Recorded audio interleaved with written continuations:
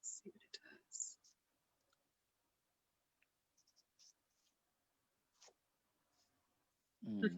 We are live. You does. surfing under waves. We are Woohoo! ready. Yeah. My Yes, there my you are. yes, Okay. my love I spoke to her this morning, and in this process of like union and kind of a merger, as I described in my earlier video today, in terms of the visual that I'd received of two spiders. These are like wolf spiders or something. Funny enough, wolf spiders, wolf, and these Mm-hmm. two kind of merging together. And it was like I said, it was not facing each other. It was kind of being in line with each other. Oh, So wow. like the back of the spider actually opened up like this, like a mouth, and it merged in like this onto the other, coming together. Wow. That's Yeah, powerful. yeah, it is pretty powerful. And I was like, okay, what was that about? I was like, got my eyes closed and, okay, so what did I mean? Feel into that, see what, comes up in your intuitive senses in your heart space, and then Uh-huh. let that rise into your conscious mind. And then like slowly I just, shared that with soul family, and we then, yeah, I just felt, okay, I need to share this because it's feels like it's very much needing to be shared with people, to see how people connect with it, how they relate, and understanding and of what's going on through this month, as we are going closer and closer to the Uluru ceremony here in Australia, and um, also other prophecies. You got the Hopi, you've got the Native Australian prophecies, and yeah, the clearing and welcoming of the new energy. So like the we know the story of the blue Kachina and the red Kachina of the Hopi prophecies about, in essence, um, the first one will be the the bringing, the birthing of um, Christ energy, Mary Magdalene, the coming together. And there's the Hopi is to do with, like, as I understand it, the coming together of different colors, different creeds, the rainbow warriors, the rainbow serpent of Australia, and the serpent of Native Americans, stuff like that, to awaken not just the physical awakening of the Kundalini energy, the Kundalini serpent, but also the Kundalini energy within us, going from the core of the earth and rising up into the um, um, the mind, the divine mind, the pineal gland, activating the light within. As you know, like the cliche words like may my light be thine and single, or however you say it. And so, you Mm-hmm. know, that ray of light coming out and then and extending into the field of this matrix, this expression that we're going through, realizing our innate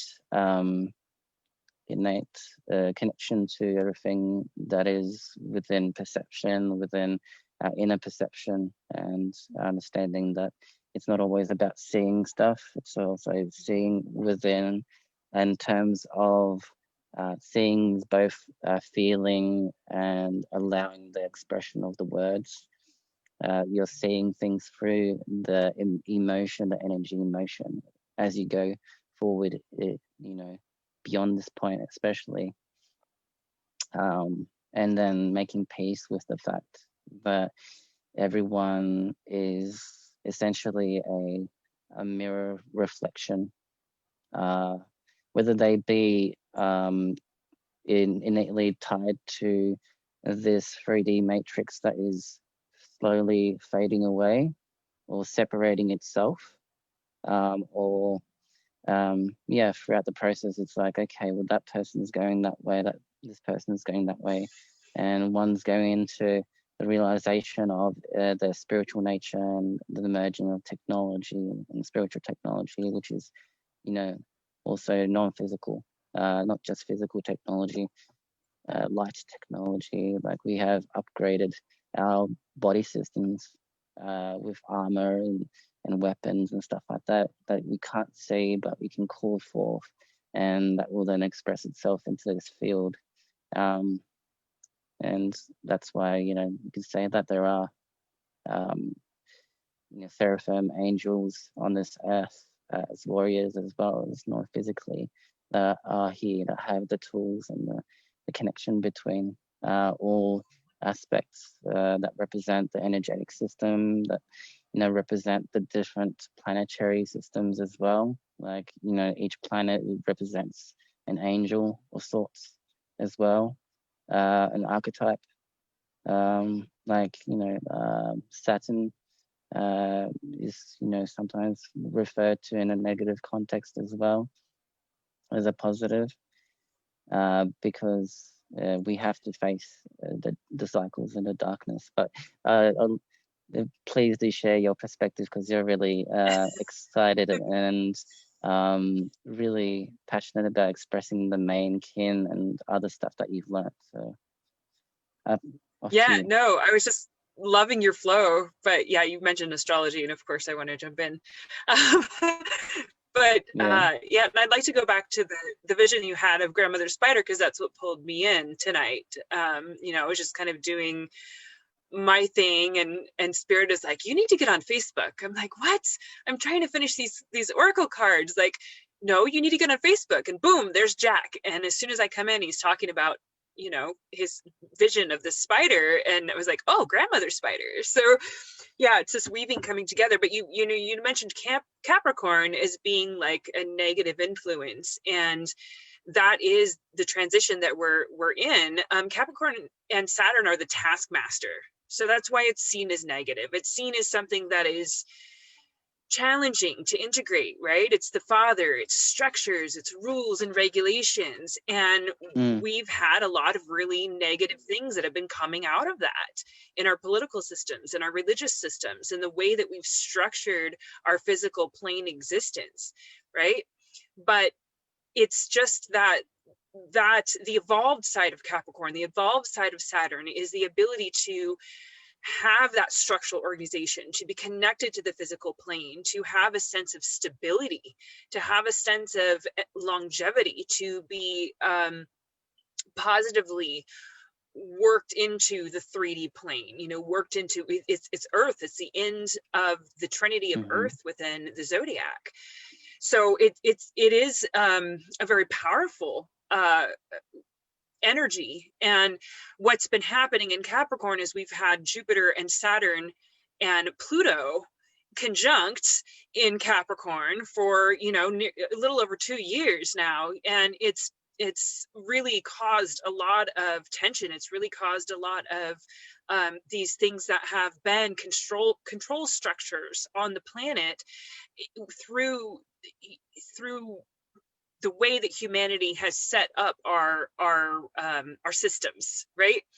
All that's being brought to the forefront, and that whole sense of like the patriarchal dominance energy. This started, you know, back in times where goddess cultures were overtaken by the masculine, but it's because of an imbalance. You and I touched on this last time we talked, right? That it's not like a shame or blame thing, that it's the masculine's fault or all the feminine's fault. Oh, it's all Eve's fault, right? You know, she ate the apple and listened to the serpent. And there's a lot of people looking into these storylines to really like get to the bottom of that, and getting beyond the shame and blame game is incredibly important. But as we're going through right now, the transition, we just had this massive eclipse yesterday, right, in Sagittarius, the sun and the moon, but Saturn and Jupiter are moving into Aquarius on the 21st, on winter solstice. And this is what everyone's been talking about. So this is that transition and out of that Capricorn energy. Pluto's going to stay behind for a little while and stay in Capricorn.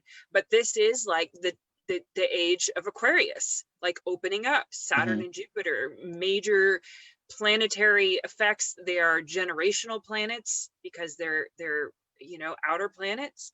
So it's shifting us into this new age. So it matters. But I'm really curious about your vision of the spider, because I've had visions of grandmother spider, like, and watched orb spiders. They'll eat their old web, right? They'll go through and they'll eat their old web so that they get the nourishment and the nutrients, that they'll recycle that and then go and spin a new web. And I've had that vision as well of grandmother spider, of like this old paradigm, like, eating that, composting that, and then creating something new. And I think it's interesting that you had this vision in relation to the merging of the masculine and feminine, and with your beloved. And Yeah. that's Yeah. That journey. Yeah. Yeah. Anything else? I'm just wondering, because I didn't catch all of that. That was just the vision of the spiders then merging. Maybe I didn't catch the full story of it. Like what? Yeah. I mean, I've had so many visions coming out in the last weeks that had to do with the wolf, the crocodile, which is connected to Sobek in Egypt as the deity that protects the wisdom in the Nile, so to speak, the flow of the wisdom and connection to our innate ability to access the different systems of wisdom, Akashic records, the holes of Amenti, stuff like that, and its progress as we've gone into December, and the vision with the crocodile energy was like we were in a cityscape in a structure which is glass. We're inside and looking out the streets with like water just flowing, and then suddenly this crocodile energy just starts. This crocodile just turns and just comes towards this window to smash it and get through, and I'm like running towards it and jumping onto this crocodile, and it's like, okay, like where are we going, in which direction are we going? So yeah, that was one thing, and just exploring different parallel timelines and realities of variations of where we could have been, and being present within those experiences, being aware of the senses that are amplified within the experience, because it is very much trying to communicate what it is that you need to pay attention to, which senses to bring together, whether it's one sense of perception within this dream, and then it bleeds into another and another, and it creates this domino effect that then comes together to bring a complete picture of what it is that we need to kind of merge together and integrate within ourselves to then express fully in embodiment, in whatever that is, without comparison and competition, which is rampant at the moment, because people are struggling to realize that it's not about who has what first and who has the most attractive kind of flashy stuff to bring people. And I think people kind of hedged their values and their exchange on just what they perceive to be the only thing that's going to bring in abundance for them, instead of cultivating the different aspects of themselves and different tools within those aspects and those archetypes. And yeah, I've observed that time and time again, people just coaxing you into doing some kind of thing, and I'm like, I mean, are you present? Are you paying attention to like who I am? I'm not being egotistic or saying like pay attention to me, but if you're really present with yourself, let alone other people, I would expect in my fullest presence with you to kind of have things jotted in my head as to what you're about, and honor and respect and see you for what you're sharing. So I'm not assuming or demeaning your capacity to express yourself and be your highest potential that you are in this moment. Instead of assuming like, okay, I'm gonna ask April if she wants to pay $111 for a month-long program that she might not benefit from, but I'm gonna get $111, so that's what matters. Right. So you know Right. what I mean? Yeah. It's okay. Yeah. Offering service because you want to be of service to the people that you're connecting with, and actually having a heart coherence connection with, versus doing it just for the money and just to get the people. And just, yeah, no, I get what you're saying, for sure. Right. Yeah. I mean, I understand more or less, without being too humble about it. I can see that people get excited when they get on this journey of they want to jump into creating this new brand with like these spiritual tools and everything straight away. I'm like, you've only been on the path for like a 12 months or 2 years. Like, give yourself a break and actually do the work on yourself and be present with yourself, instead of delaying what 3 years, 5 years down the track will catch up to you and say, what are you doing? Like, you haven't addressed this, all that stuff. And like right now, people are pretending they're shadow workers and they want to do workshops to heal your shadow and stuff, and without realizing what the actual reason is for that journey that you have to take, first of all, and first of all, letting go of and separating the old 3D construct of like a FOMO, fear of missing out. If I don't do it right now, if I don't put this into motion now and let it grow and stuff like that, and just let it happen and work itself out and bloom as I grow this business. I'm like, if you know your history enough, you'll know that, people don't do well with your own projections. If whether it's the masculine doing a program that will help their group of men, or there's the women doing womb work and empowering your feminine goddess and stuff like that. I've seen you and I and many of our soul family have seen so many things that are so interesting to observe, and like when you pull people up on certain things, it's like that you got nothing to back that up, and like, what are you doing? Like, I'm being real by expressing the fact that, hey, if you don't have the most complete picture of what it is that you are ideally wanting to offer, then you're doing a disservice to yourself, first of all, and the people that you're offering the service, the creation of, let's say, a blend or something that's going to activate people and help people integrate. And it's taken that day in, day out dedication to really sit and ask the questions, figuring out the best method and approach to meditation, to your physical health, and how do I tap into process the emotional aspect of myself, first of all, because that emotional aspect of yourself is like the foundation of the manifestation of the physical embodiment that you're here to ground, as we've touched on in the past in our other interview. And I can't stress about it too much or enough to people, but again, we're coming back to realizing that, people are just going to do their thing.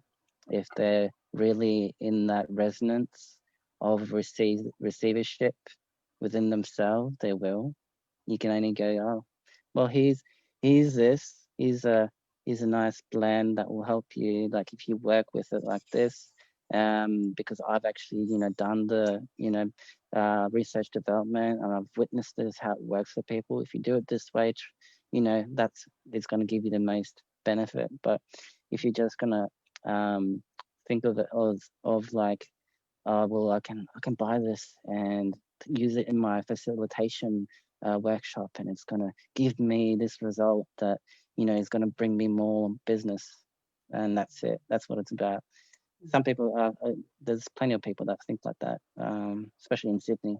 I'm not going to lie. I'm not going to sugarcoat it. There are a good percentage of people in Sydney or California or Arizona, those key places, Mount Shasta and all that stuff. I'm sure it's like anywhere you have your polarities of contrast. Right. But yeah. Getting really real and recognizing what are we presenting, what are we wanting to bring forward, and rather than having it just being spiritual business of like, oh yeah, I can use these things just to, you know, but it's also we're making a shift as far as that goes as well. You know, I keep saying that I feel like I, you know, want to see money be in service to love, because we still are within this monetary system at this point. And those of us who are doing spiritual work, like, and aren't receiving anything back for that, you know, it's and then living in poverty, you know, it's like there has to be a balance point with that. And there are some people that are doing that really well, that have found their gifts and found the things that they have to offer, and are offering very beautiful ceremonies. I was part of one, and hi Kimberly, I'll get you your comment in a second. I know you can't see those, Jack, so I'll try to field that. Just as far as what you were saying, she says, I love classic clarity, the truth, as we all need to learn from each other in positive ways. And that's, you know, that's a really good way to say it too. I mean, it's just having that sense of clarity of what we're bringing forward.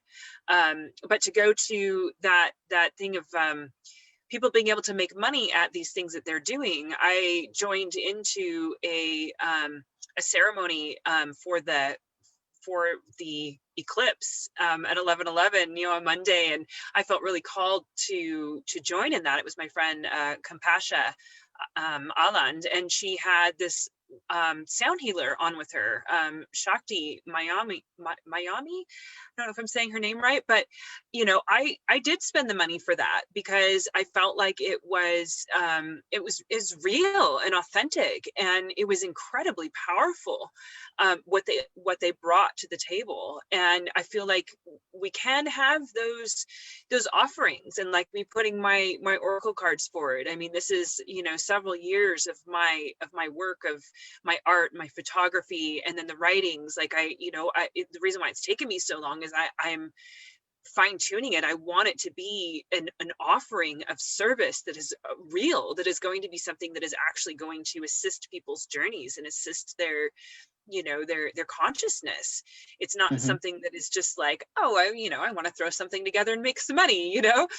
And a lot of us have kind of had that block as far as like being able to bring our gifts and our tools to the table and ask for a monetary return in that, because we don't want it to be something that is misconstrued or misused, or you know, it's not about just trying to take money from people, you know. It's so we're at this transition point, and this portal is very much, I feel like it's very much that. It's that sense of really bringing all of this stuff into physical existence. And you mentioned the crocodile, and I think it's just so beautiful the way that these things synchronize and come together, because today is IMIX. It is a red magnetic dragon in the dream spell kin, because we ended the Zolkin cycle as far as dream spell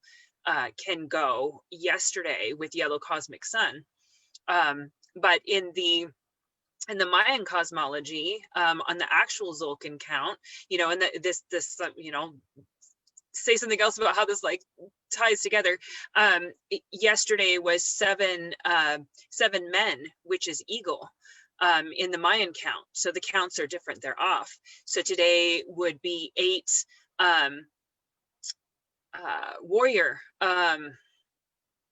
and I'm losing the Sib, Mm-hmm. 8 Sib. So it's yellow warrior, like a galactic yellow warrior, you know, in Mayankin. But along those lines, the reason why there's been an issue with those systems is that Jose Arreles did take the information and created a whole new time sequence. He created a whole new calendar that doesn't follow the actual Mayan count of what they tracked realistically of the planets to put down the calendar, the Zolkin. And he took that, and the reason why a lot of Mayan elders had an issue with that is that he took that, created his own system that's not even the right count, called it Mayan astrology, and made a bunch of money off of it, right? But the system works. People have been following the system and they've connected with the system, and there's been massive transformation in people's consciousness based on this system that they've used with the dream spell. So it's how do we recognize the value of where things are, what's being brought forward, but we have to look at it from a realistic standpoint too, that it can't just be about making that money. And you have to have that level of respect, especially if you're taking something from a culture. You know, cultural misappropriation has been a huge thing, you know, people making money off of things. And you know, here in California, the whole idea of the gold rush, you know, Mm-hmm. there were tribal agreements for California, for the land, and for the Black Hills also. There were tribal agreements with our government as the white people were coming in, right? And they reneged on those agreements, on those treaties. Our white ancestors, right, went back on that when they found gold. Oh, there's gold. There's gold in them there hills, you know. Forget the fact that we've made a treaty with you, that we recognize that we're on your land. Instead, we're going to renege that, and we're going to take the Black Hills from you. And that's actually Mount Rushmore is carved into the Black Hills now, because the colonizers chose to take back their agreement on that, and they took over that land from the Native Americans. So, you know, there's a lot of stuff that's come around about that. And you know, I don't want to go into the division about everything too much, but I think it's important things for us to look at, because, you know, people are looking at, you know, Trump being the savior or whatever, all this stuff. But if we look at what he's really doing, the fact that he showed up on the 4th of July at Mount Rushmore and was like, I'm going to defend the statues, and kept the Native Americans out from even having a say, from even being present at the time, you know, it really, to me, that's not a hero. That's not somebody who's stepping in and saying, you know, doing what is good and what is best for the whole. That's somebody stepping into old programming and old control systems that we've been talking about, and fueling them and continuing them and standing for them. And so it's been really difficult for a lot of people to look at it and say, oh yeah, you know, Trump was this great person. And then you have people within the spiritual new age community, whatever, that are like, oh yeah, he's, you know, he's synced up with this, he's draining the swamp, he's looking at, but look at these other things he's doing. Like, you know, how can you be doing No, he's these not things? perfect. How can you be locking kids up in cages at the border of US and Mexico and be the savior? Like, it doesn't make any sense. And you have to look at the reality. We have to look at the reality of what people are actually doing on the physical plane. What are people doing on the physical plane? What are they actually saying? What are they bringing forward? What are they representing? You can't cast an ideology on somebody who is totally doing the opposite actions of what you say that person is, you know. And I really think that we have to get down to the you know, and I'm not saying that there's not problems with the other side. I'm not saying there's not problems with Biden, and that there's not problems with, but that's what we're looking at, is this whole breakdown of the governmental systems, the whole breakdown of the control systems that have been put in place back since Egyptian times, right? We had pharaohs who were over controlling and dominating over the masses. And the whole thing, like what you were talking about our body systems, and being able to have that experience of the Kundalini, having the experience of the activations, having the experience of our Merkaba activations, of our sovereignty within our bodies, that has been controlled. It has been locked away from the masses in the past, and it's happened for generations. It's gone way Mm-hmm. back. The energetic systems that people are talking about that are happening on this planet go way back to that, because these people knew, the secret societies knew, they knew what they were doing. They knew how to control the energetics of the planet. They knew how to work all of this stuff, and it's come forward and come forward and come forward. But what happened with Capricorn and Jupiter and Pluto in Jupiter and Pluto and Saturn in Capricorn was that Pluto has to do with the occulted wisdom. All of that stuff got dredged up and shown. It's been brought to the surface. It's been seen.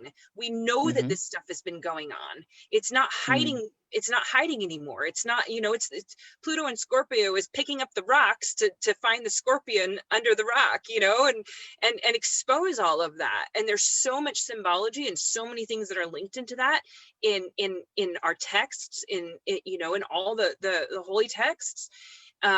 And people are taking a look at that. They're looking at the things that have been removed Mm-hmm. from the Bible, the things that have been, and the original story of the Bible goes back to Egyptian culture. It goes back to Sumerian. It goes back to the sun gods. It Mm-hmm. goes, it's a rewrite of original, of the original stories of creation. And a lot of this has been coming up. A lot of people have been looking at this going, wait a minute, this isn't what we thought that it meant. And really, the way that I see it is that humanity is evolving. Humanity is evolving. We're coming forward. This is a Uranus in Taurus. That is the revolutionary energy. Uranus rules Aquarius, which is, as we're shifting into the age of Aquarius, that's about the brotherhood, the sisterhood, the coming together of that, right? The coming together of that energy, the unity of that, the awareness of that. Humanity actually waking up and going, wait a minute, we're one species. And that means all of us. That means Biden, that means Trump, that means, everybody, scientists that are looking into the vaccine, like everybody Mm-hmm. is connected to this collective consciousness. And the recognition that as we realign and we become embodied with this energetic system that you were talking about, that empowers all of us as individuals, and it empowers us, the feminine rising being the compassion, being the heart, being the feeling, being the nurturing energy, Gaia, goddess energy coming forward in all of us, to recognize that we need to have compassion and we need to connect. And it's about the unity. It's about all of us being aware that we're one species and that we are so interconnected with our planet. We're so interconnected with everything. And I've been working with the permaculture, groups that I'm working with, the whole concept of the mycelium web, the mycelium network below the ground. Like you can see it in science. You see it, like the mycelium network is a communication network between the plants.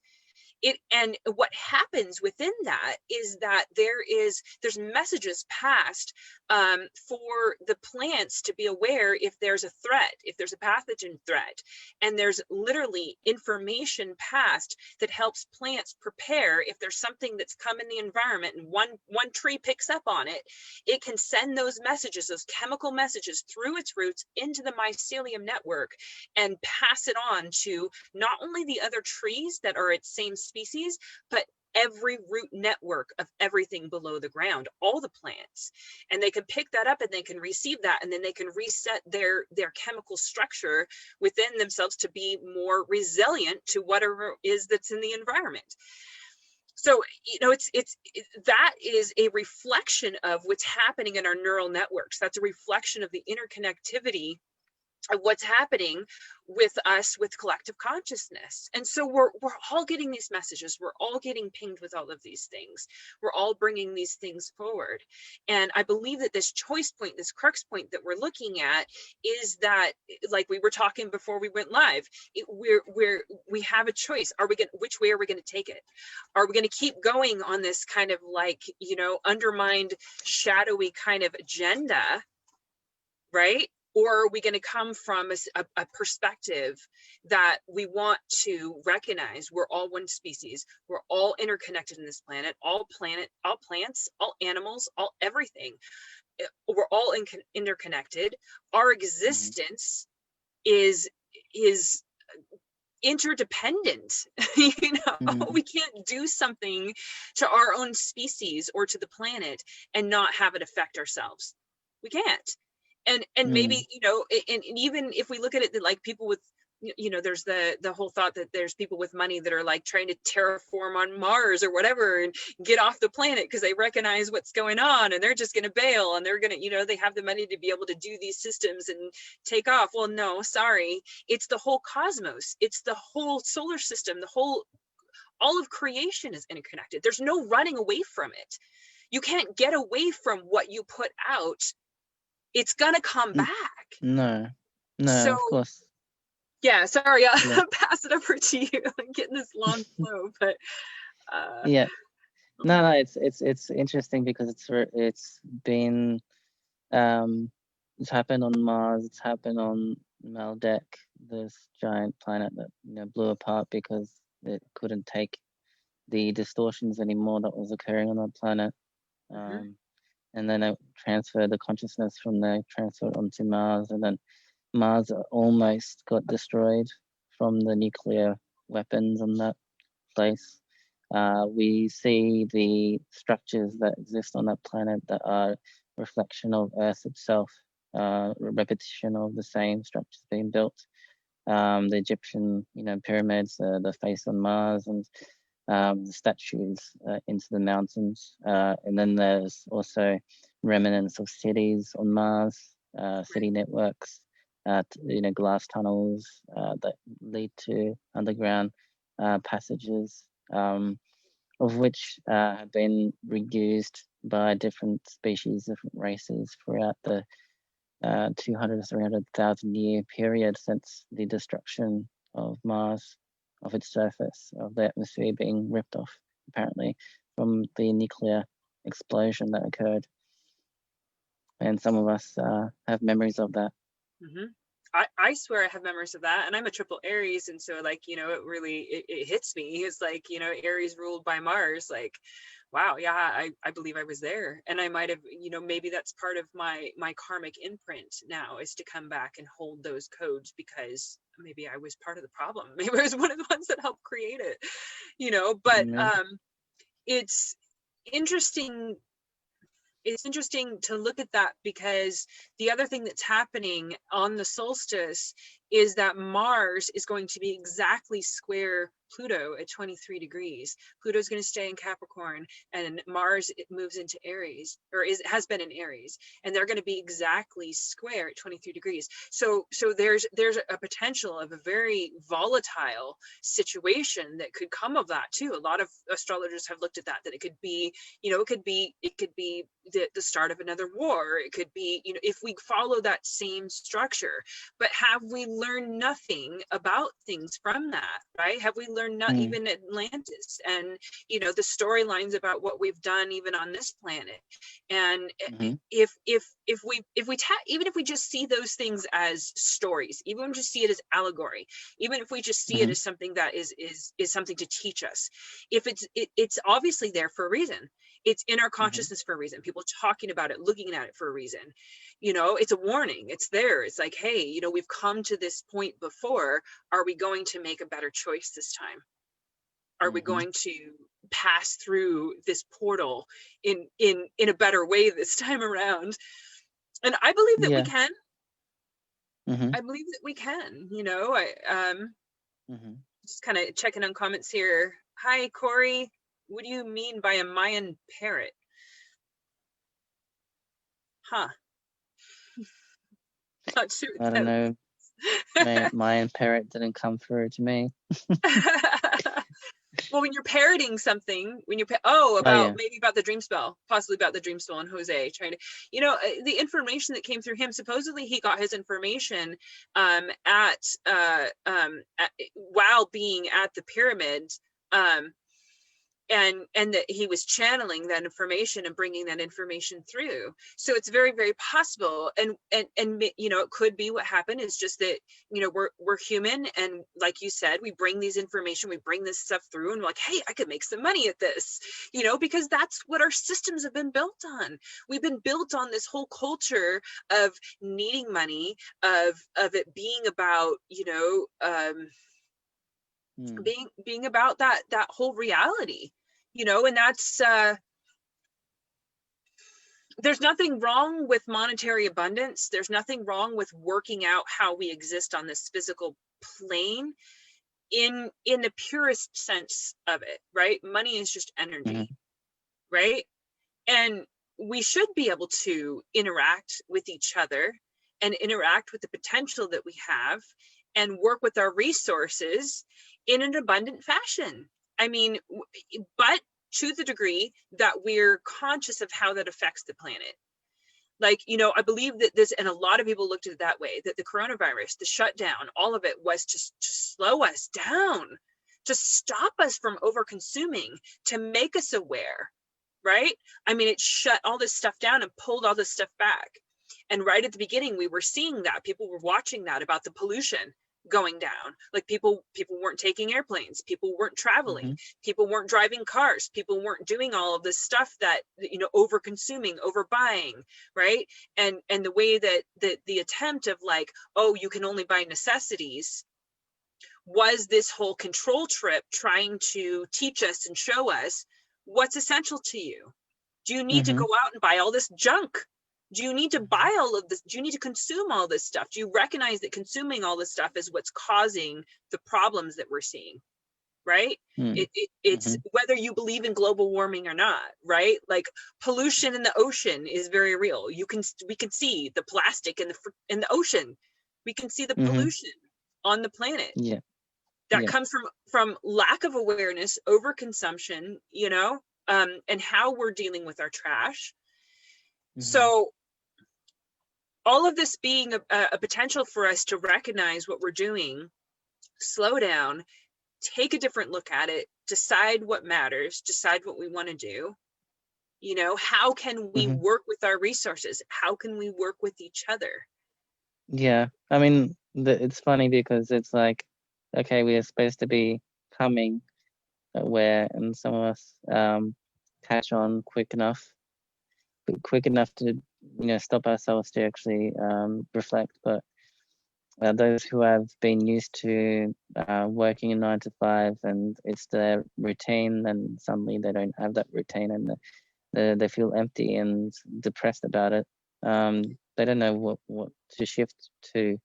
There is no input from our media sources that are really bringing that into focus. It's just about perpetuating a narrative that we've seen for the last 8 months in terms of being scared, and there's this real threat of this you know, apparently this Spanish flu-like you know, events, which is not the case. Like, yeah, the homeless people are still begging for money in the street. They're not dead.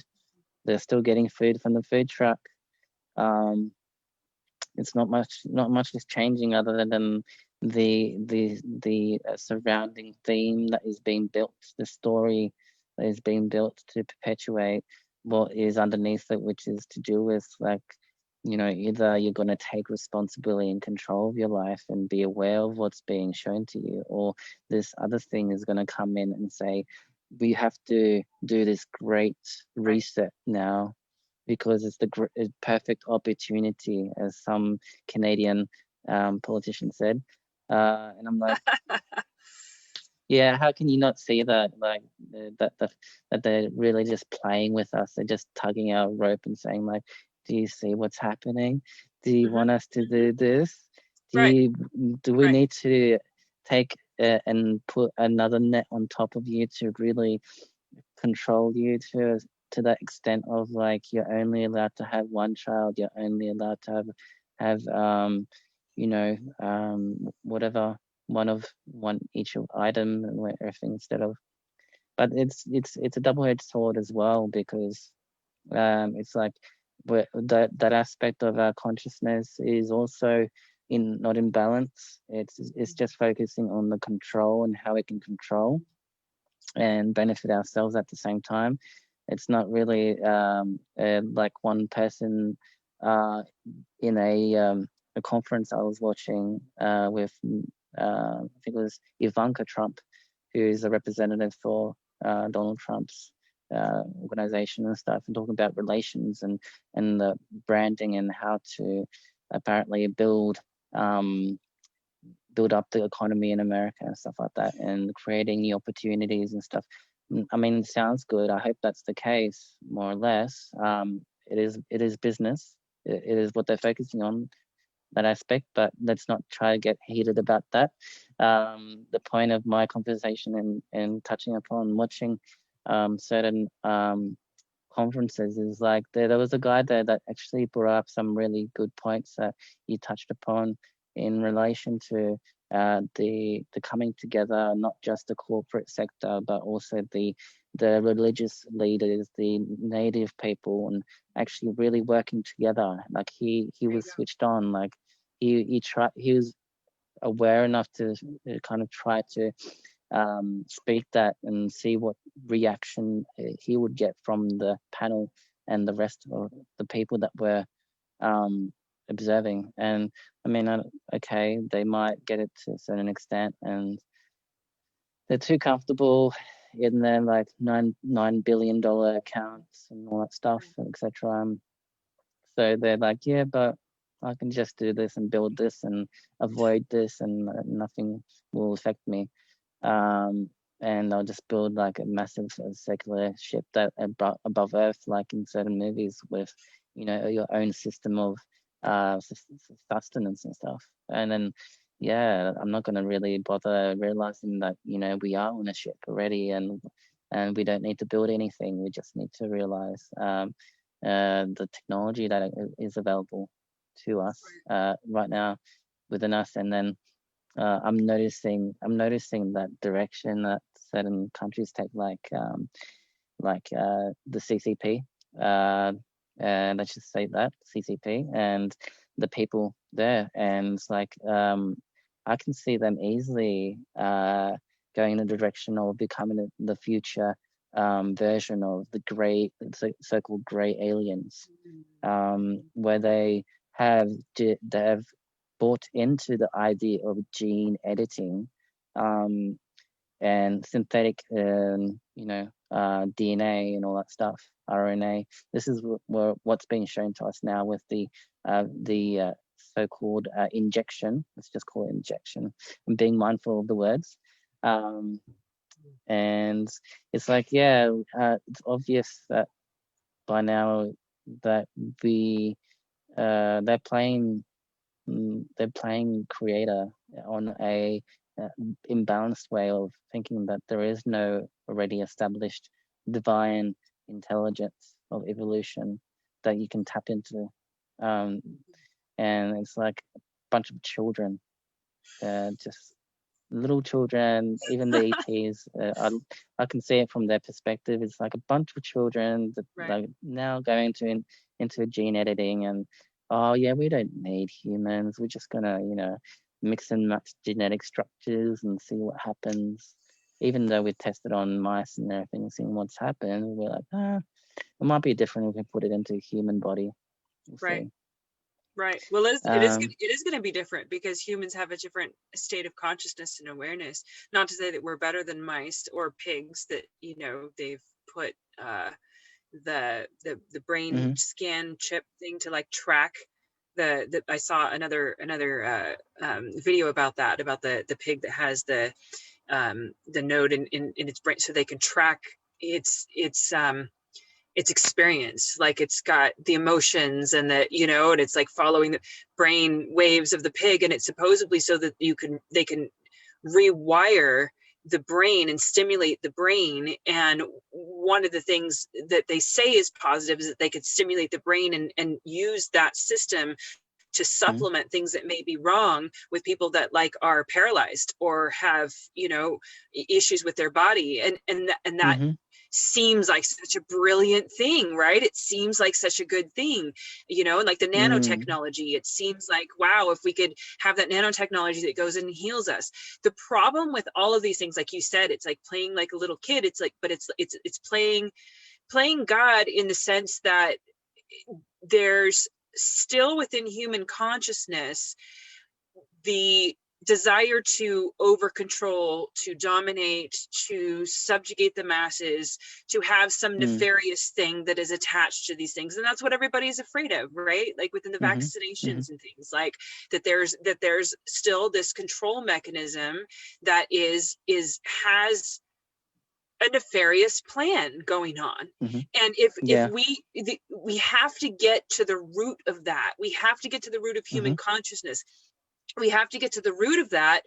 And until we change that and we evolve on that level of consciousness, and we get Mhm. past any part of humanity being in that nefarious state, there's always going to be players that are going to take a good idea or a good thing that could be for the Mhm. benefit of humanity, could be for the healing of humanity, could be for, something that is good, and want to take it and twist it. I mean, that's why Mhm. Tesla's work got twisted.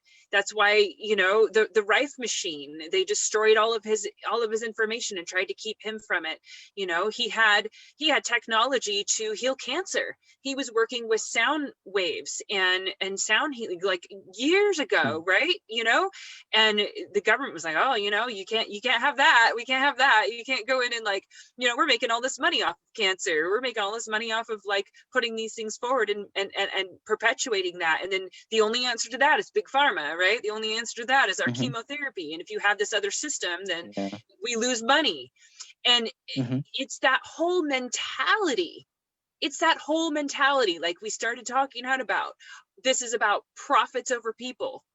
This is about Yeah. power over people. This is about Mhm. the whole anybody who is in any state of consciousness that is not connected to the empathic, compassionate awareness of actually being of service and doing what is good for people. That's what we have to shift and change that. That's why this is a change in consciousness. This is a change in, we're being challenged with that again. And it's very possible that we blew up Maldek and Mars and, all these other cultures because we didn't make that leap. And the whole Mhm. concept of the grays have been, people have talked about that being our future selves, like a timeline where Yeah. we screwed it up and we Yeah. lost touch with our emotions. We lost touch with our compassion. We lost touch with our emotional body. And there's been a lot of information about that, about people like picking up on and feeling that the grays and the abductions and the things they were doing was to study the human body and human emotions, human connection, and why they were, supposedly abducting people and hurting them is because they were disconnected from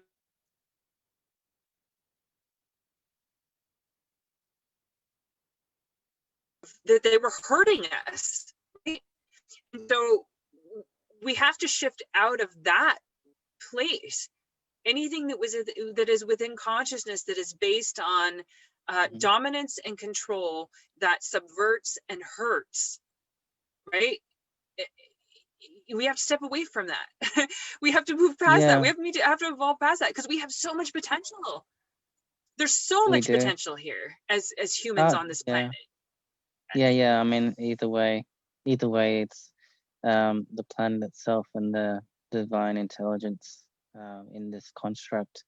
Right. It's going to clear out anything that's not in alignment with the planet. It's giving us an opportunity, and then it's given us a long enough time because we would have, you know, been in that destructive state now in World War III earlier than now. Right. But the timelines have been changed so many times to allow the opportunity to really get into the the roots of things, and to really give us a chance to those of us who in our blueprint needed to wake up to be able to deliver the codes, the frequencies, anchoring of them, to then allow that to be seen, to be exemplified, so that the councils that observe us from above, as well as all the other um, systems, all different races, so they can really also learn and have an example of what it is to see a race or embodiment of consciousness. See it go beyond just the same shit. over and over again. Yes. Right. And now we are on the cusp, and they have made effort to influence energetically for us to activate, to bring in our, innate intelligence. And they're realizing, okay, well, we got something to work with now here. It's really exciting. Got the popcorn ready. Let's let them unfold. Right. Because Yeah, and that whole taking that perspective, like some people might be offended by that, of like, how can you laugh about it, how can you make fun of it, that is like, have the popcorn ready, you're just watching this show, there's people dying, because what you're tapping on is that source energy is aware that source energy always continues. Energy never gets destroyed, it just continues. I mean, humans, life dies, this physical life dies, and we have the potential. I mean, like in the Bible, it says they used to live like hundreds of years, right? Like, if you read Genesis, if you read the beginning, it's like they lived for hundreds of years. Like our potentiality of being able to live within one physical body may be far beyond what we're experiencing. But I feel like there's been fail safes put in place. Like you said, I feel like there have been, like, why are we not able to access many of us remember we have superpowers, we have things that we are so capable of doing that we've been blocked of doing because of those fail safes, because if it was given to all of humanity, there were still people within that consciousness that would have used it in negative ways. And I totally agree with you, and I feel it as you're saying that, as you're talking about it, that source consciousness has given us the chance again and opened up to that, and like, we come up to that. Are we gonna go into this world war? Are we gonna go into these things that could cause the total destruction of us and our planet again? And we're given chance after chance, and in that I feel like there's a lot of people talking about, like, a vengeful, angry God or whatever, and you better fear God, and you better be, and I'm just like, I just kind of have to laugh at this point. I'm like, I don't fear God, and I don't feel like God, goddess, source, or anything wants me to fear it at all. I feel like it's totally the opposite of that. It's like, it's love, right? It's about love. It's a separation human, right, in itself, saying that that's as been well. the human construct of trying to keep us caught in, because a lot of us have recognized that, realize that when you step into that vibration of fear, when you step into that frequency of fear, when you step into that space of what gets pulled into that negative polarity, it is feeding that system. You can feel it like pull on you, you can feel it like take the potential of the energy and use it in a negative way. But when you shift into it, when you shift into really what's connected with this divine source and with this, everything really is love. It's all encapsulated in that. It's all in that. And so when we step into that, like any of those spaces of like the fear or whatever's going on, or the negativity, or it's like it's all just part of the interplay of everything that is. So if God is omnipotent and omnipresent, even if you don't believe in God, whatever, right? If all that is source, creator, whatever it is, like anything that we could make up is within that. So there's if we mess it up, if we blow things up, if we go the wrong direction, it's just going to reset, it's going to restart, Yeah, I mean, that percentage of consciousness will go into another earth to play that out and continue, and the other half, or 40%, will go into the higher dimensional expressions of the galactic realm, and we will go and visit them in the next 300 to 400 years, when they're at that stage of where we are now in this transition. And then hey, you ready to join us yet? Right? Yeah. You ready to join the other part that transcended in that other part of the universe? Yeah, I feel like that's what's already happening. I mean, that's such a great way to put it, because like we get guidance. It's already happening. It's already happened.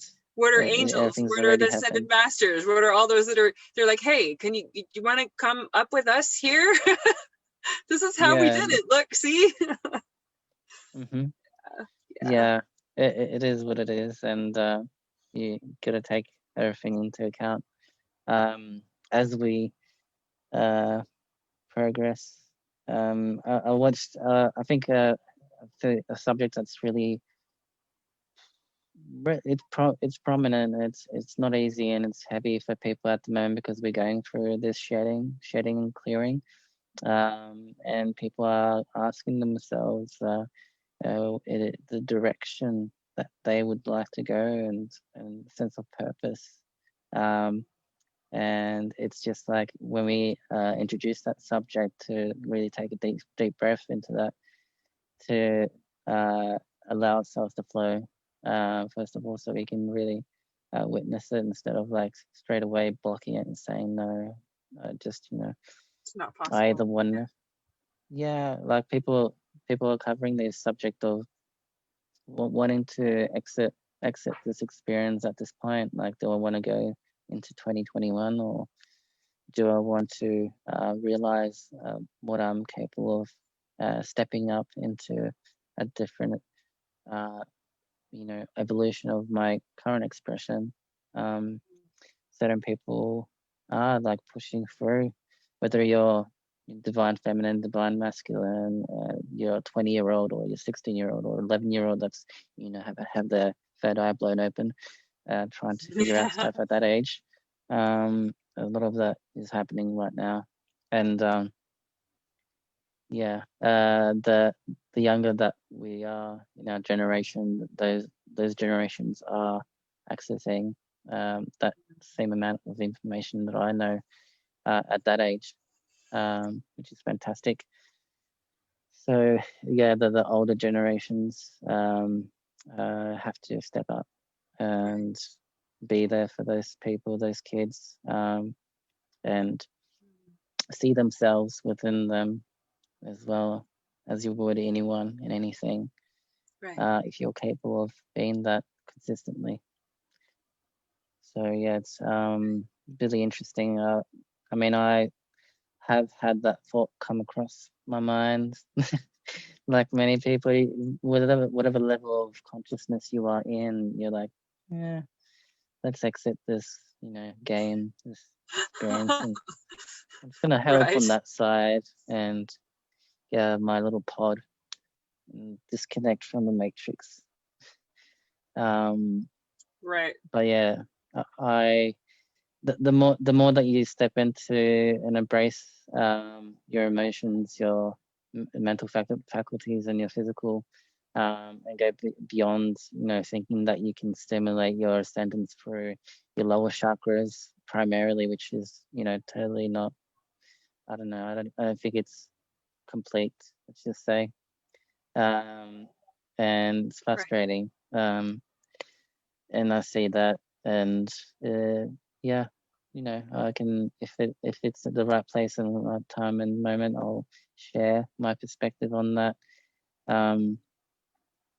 But yeah, I've done enough to point out, like, but have you thought about, you're focusing on tantra and sexual expression and really loving your body and everything.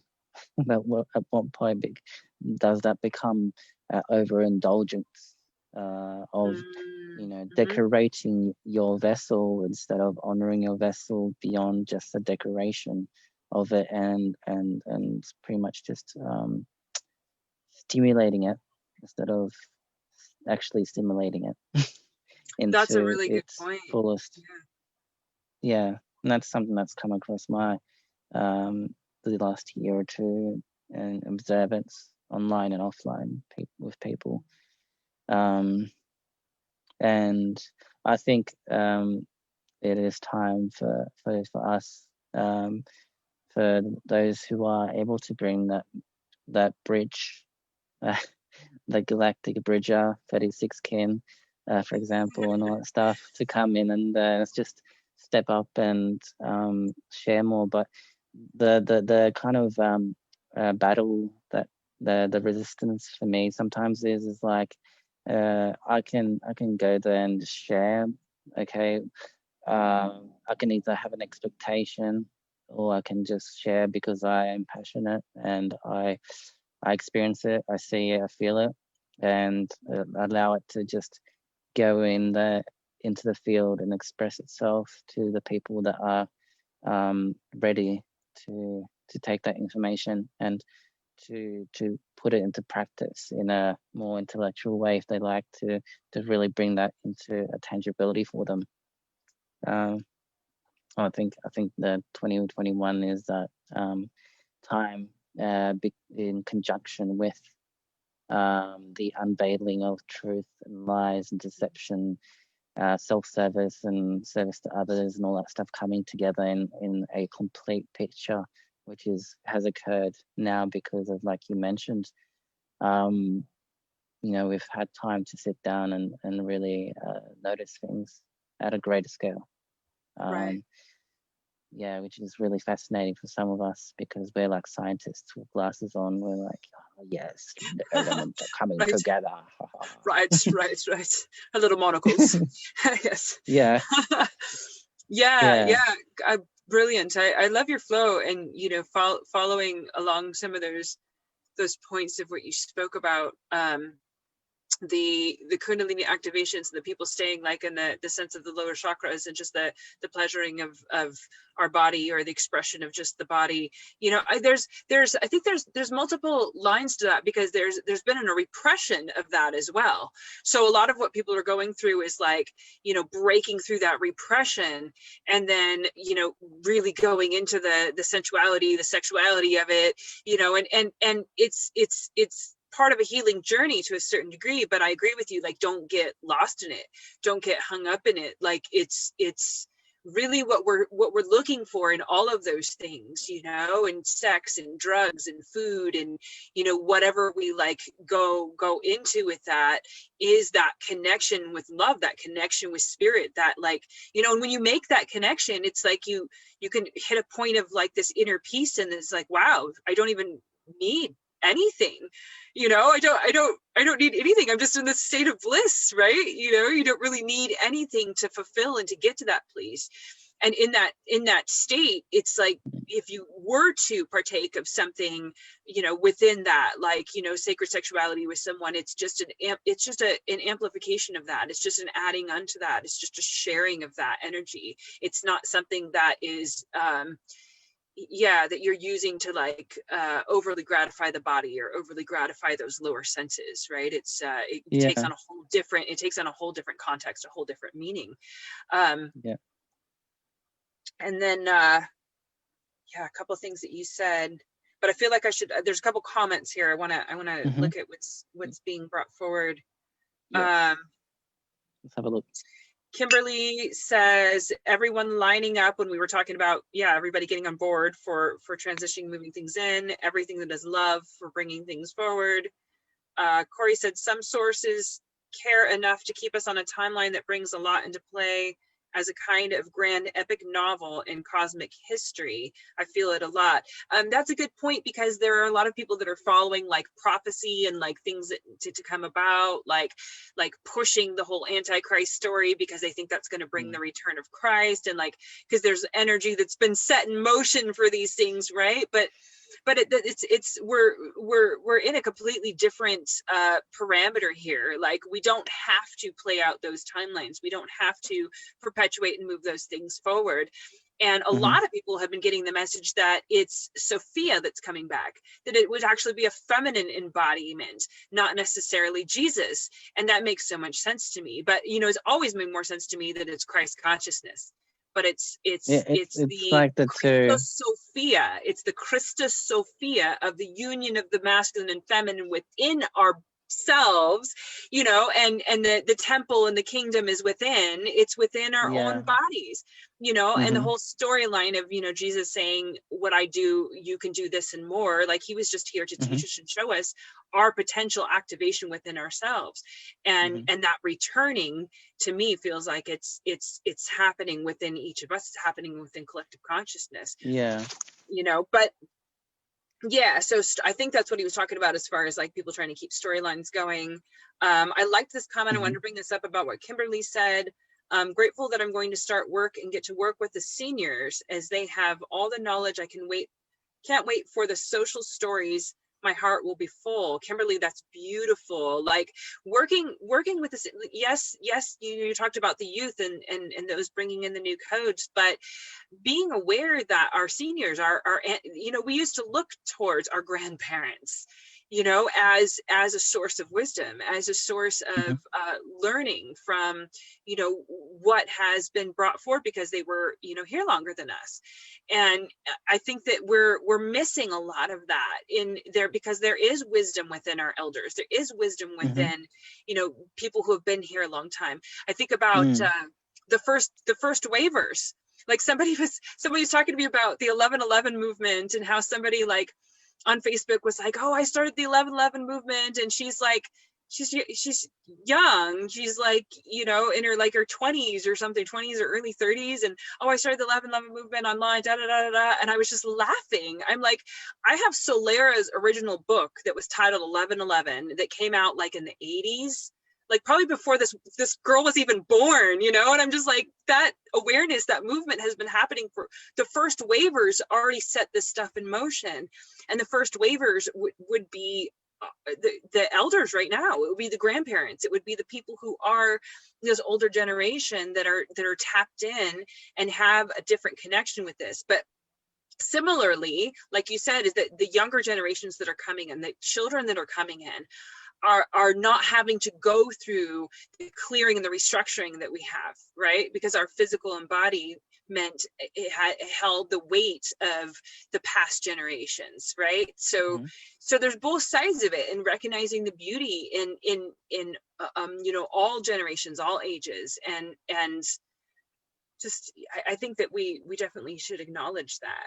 Hi Oh Marie, yeah, just quantum absolutely. leaps. We're making quantum leaps for sure. Yeah, we are. Um, I mean, I'm very lucky to be able to speak to my parents about this type of stuff. Uh, Right. you know, to each person to a degree. Some people not at all. They can't really touch upon this with their mum and dad and the rest. And Right. uh, I've I've had experiences since I was about 3 years old, and I'm 33 this year.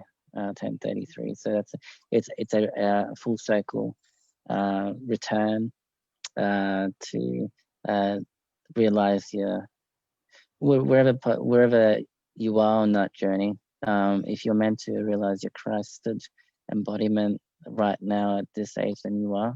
Um, it might be 33, might be 44, might be 55 or 66. Yeah. You might Yeah. realize it. Yeah. It's based on It's your own imprint, your own blueprint, right? And I hmm remember, I yeah. think we talked about this a little bit before. I remember like going to sleep. I remember being like aware, awake, like that I was born here, in this forest on this land where I'm at in Northern California. I have a feeling that I helped direct my parents to come and be on this land rather than being down in LA, you know. Hmm.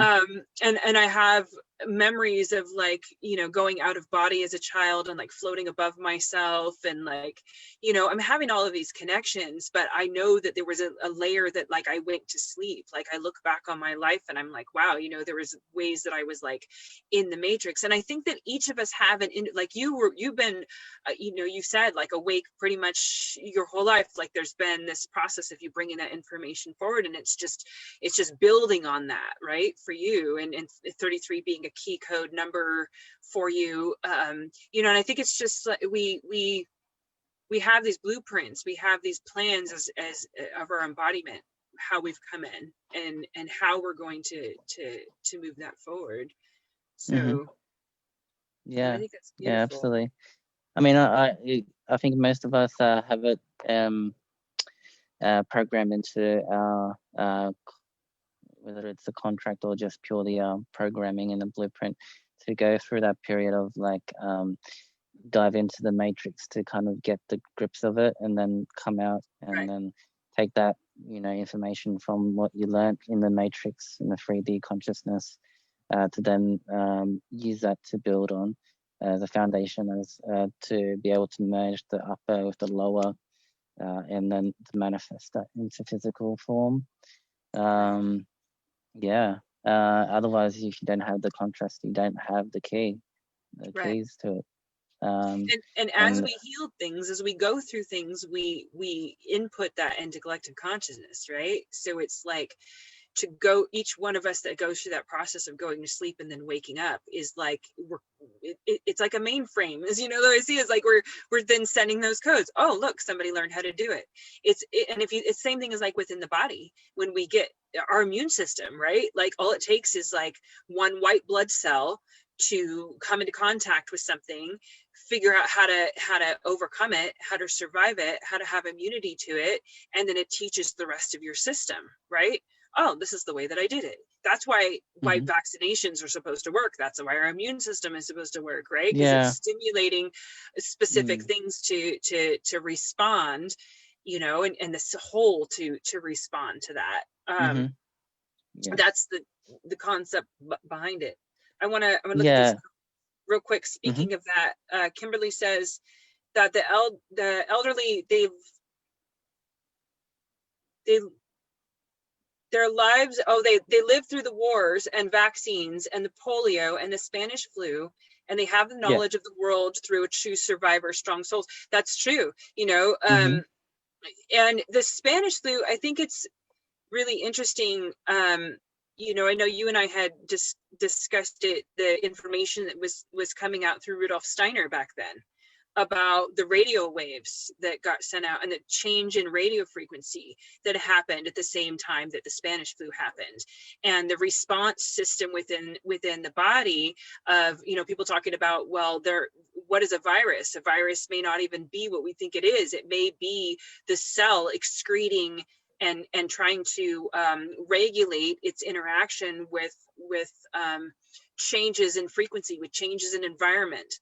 And that what we see and we think is a virus that's attached onto our cells, he postulated that it was actually just the cells excreting toxic waste. And then what happened in the body, the response in the body, is what we get that are like the symptoms of a virus, right? But that was why, you know, we couldn't use the same thing as like using antibiotics on a bacteria, because a virus isn't necessarily alive. It's just encoding information that attaches onto cells. And the parallel there with the Spanish flu was that, you know, looking at 5G, the change in frequency, you know, a lot of people have been talking about that. Has it just been this change of frequency that we put out that then stimulated things within our cells, you know? But there is it. I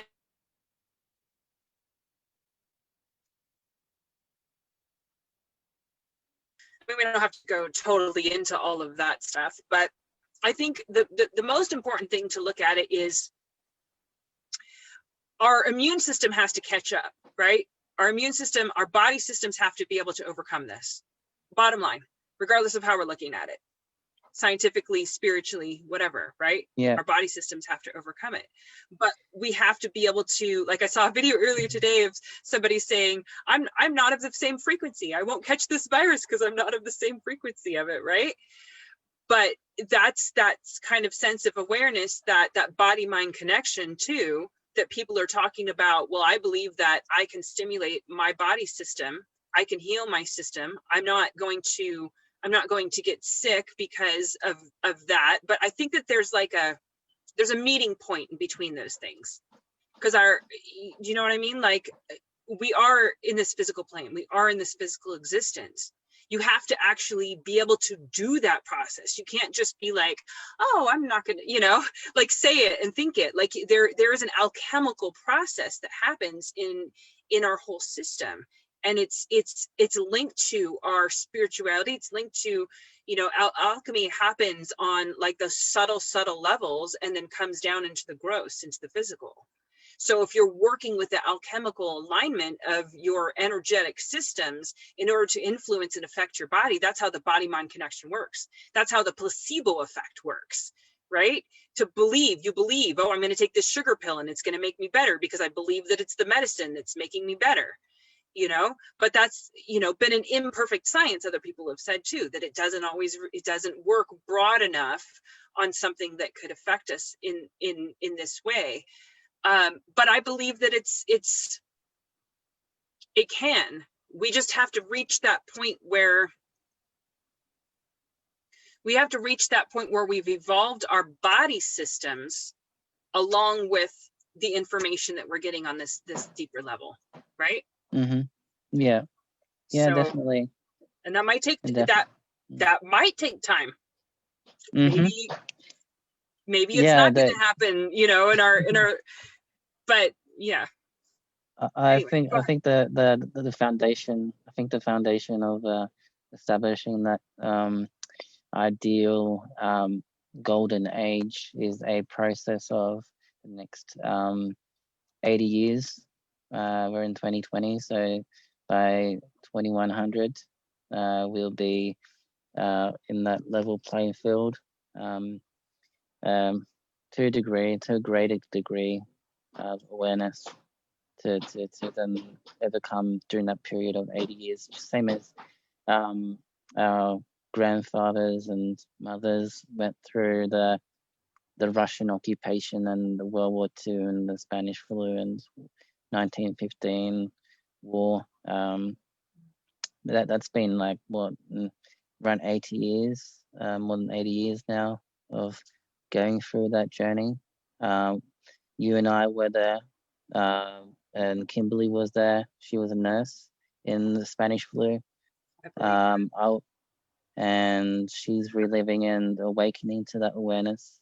And I'm coming into that awareness of being involved in being a soldier, or whatever it was, multiple levels. And yeah, it's part of the wisdom that is coming to the awareness of like, oh, I've experienced this before. Oh, yeah, that's why looking at Rudolf Steiner actually makes sense. Thank you. Yeah. And I believe that's like, there's so much to that. If we really have reincarnated and come back, like we have awareness of those times and the ability to bring forward the knowledge from those past lives and to become conscious of that, to consciously shift into and not forget to go across the Rainbow Bridge and through the veil, die, come back into another body, and be aware and awake of the whole process. A lot of people talk about that, aha karana, like that rainbow body of like, and Celeste just jumped on and she says, maybe we are evolving into a corona consciousness, our light bodies. The golden age of the resurrection of our innocence. Yeah. And that is that. That's what people are talking about. When people are like, oh, I'm not of the frequency. I'm not gonna have this virus. I just know, like, my experience, I've talked about it a couple of times. The first time after the lockdown, the first time I went out shopping, I came home and saw online that somebody was like, oh, my father's got the virus. He's in the hospital. He's really sick. Can anybody please send him healing? And I just tapped in. I just empathically just really, really felt it. And I was like, you know what? I'm going to go into this. I'm going to feel into this. I'm going to see what I can do. I'm not just going to give this lip service and, be like, oh yeah, love and light, I'm sending you healing. I'm going to go into this. So I went into dream work and was having dreams and connections with her and her father in the hospital and seeing him and feeling him. And as I started to come out of the dream plane and wake up, my physical body, I felt like I couldn't breathe. I felt like I was short of breath. I felt like I was having all of the symptoms of having the virus. And I was like in that state between sleep and awake. Like I've gotten sleep paralysis before because like, you're in lucid dreaming, you're dreaming, but your physical body, your consciousness hasn't shifted to that point where then you're fully coming in your body and you can move, right? So but I've learned. So it's like, I don't go into sleep paralysis anymore, but I was in that inner in between state. And could sense and feel my body. And immediately I was like, no, I don't have this. No, I don't have this virus. I am not sick. This is not happening. This is not happening. Right. Can I share? Like, yeah. And then like my hold on, let me finish this story, and then I know, because you got something to go with this. So then, like, I Yeah. felt the spirit guides, and I felt my spirit, and I felt all of it come in, and I got surrounded by spirit guides, and like, okay, we're going to do this. Mm, This is what we're going to do. We're going to inoculate you. We're going to bring in this experience of what it would feel like to have the immunity of this. And I was like, okay, I welcome that in, and went through that process, came into my body, woke up, and my body took a deep breath. I took a deep breath, and I was like, oh, I'm fine. No, I'm not sick. I don't have this.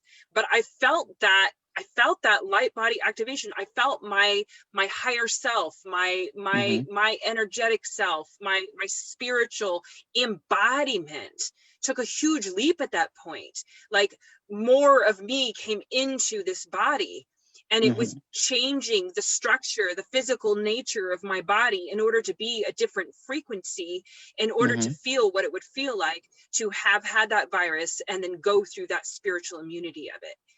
So I believe that's the process that we're going through. It's a coronavirus. It's the crown. It's the head. It's like, a lot of people have joked about it being, this is a spiritual virus. This is something that is pushing us to evolve. So I know you got something Yeah. beautiful to say to add to that. Yeah. One of the things I wanted to touch upon along this year's journey is I was transitioning from like choosing the next steps of my creation of the gifts that I've been given, like activated into, and really paying attention to the surrounding atmosphere of what we need throughout this time and beyond. Like developing blends that will activate as well as boost our immunity, doing like immune boosting blends, and adding a twist to it with like new key codes into them, as well as adding onto each blend that magic, you can call it, this frequency that is from Mother Gaia Sapphire. It is gift from a different realized masters of the past, like Saint Germain and all that stuff, from the ley line from Bathurst. That is an intergalactic highway of sorts. It's the entry point where a lot of different dimensional layers interact with each other, that then pass on to Uluru and Bathurst and Bali, and so on and so forth, and spreads into that web into America and all the sacred sites beyond, which was noticed and received by other soul family who noticed that shift within days when we did the portal activations. I think it was last year in April 2019. We did the work together with Archangel Raphael and worked with another brother who is connected very much with the islanders and stuff like that, New Zealand and beyond.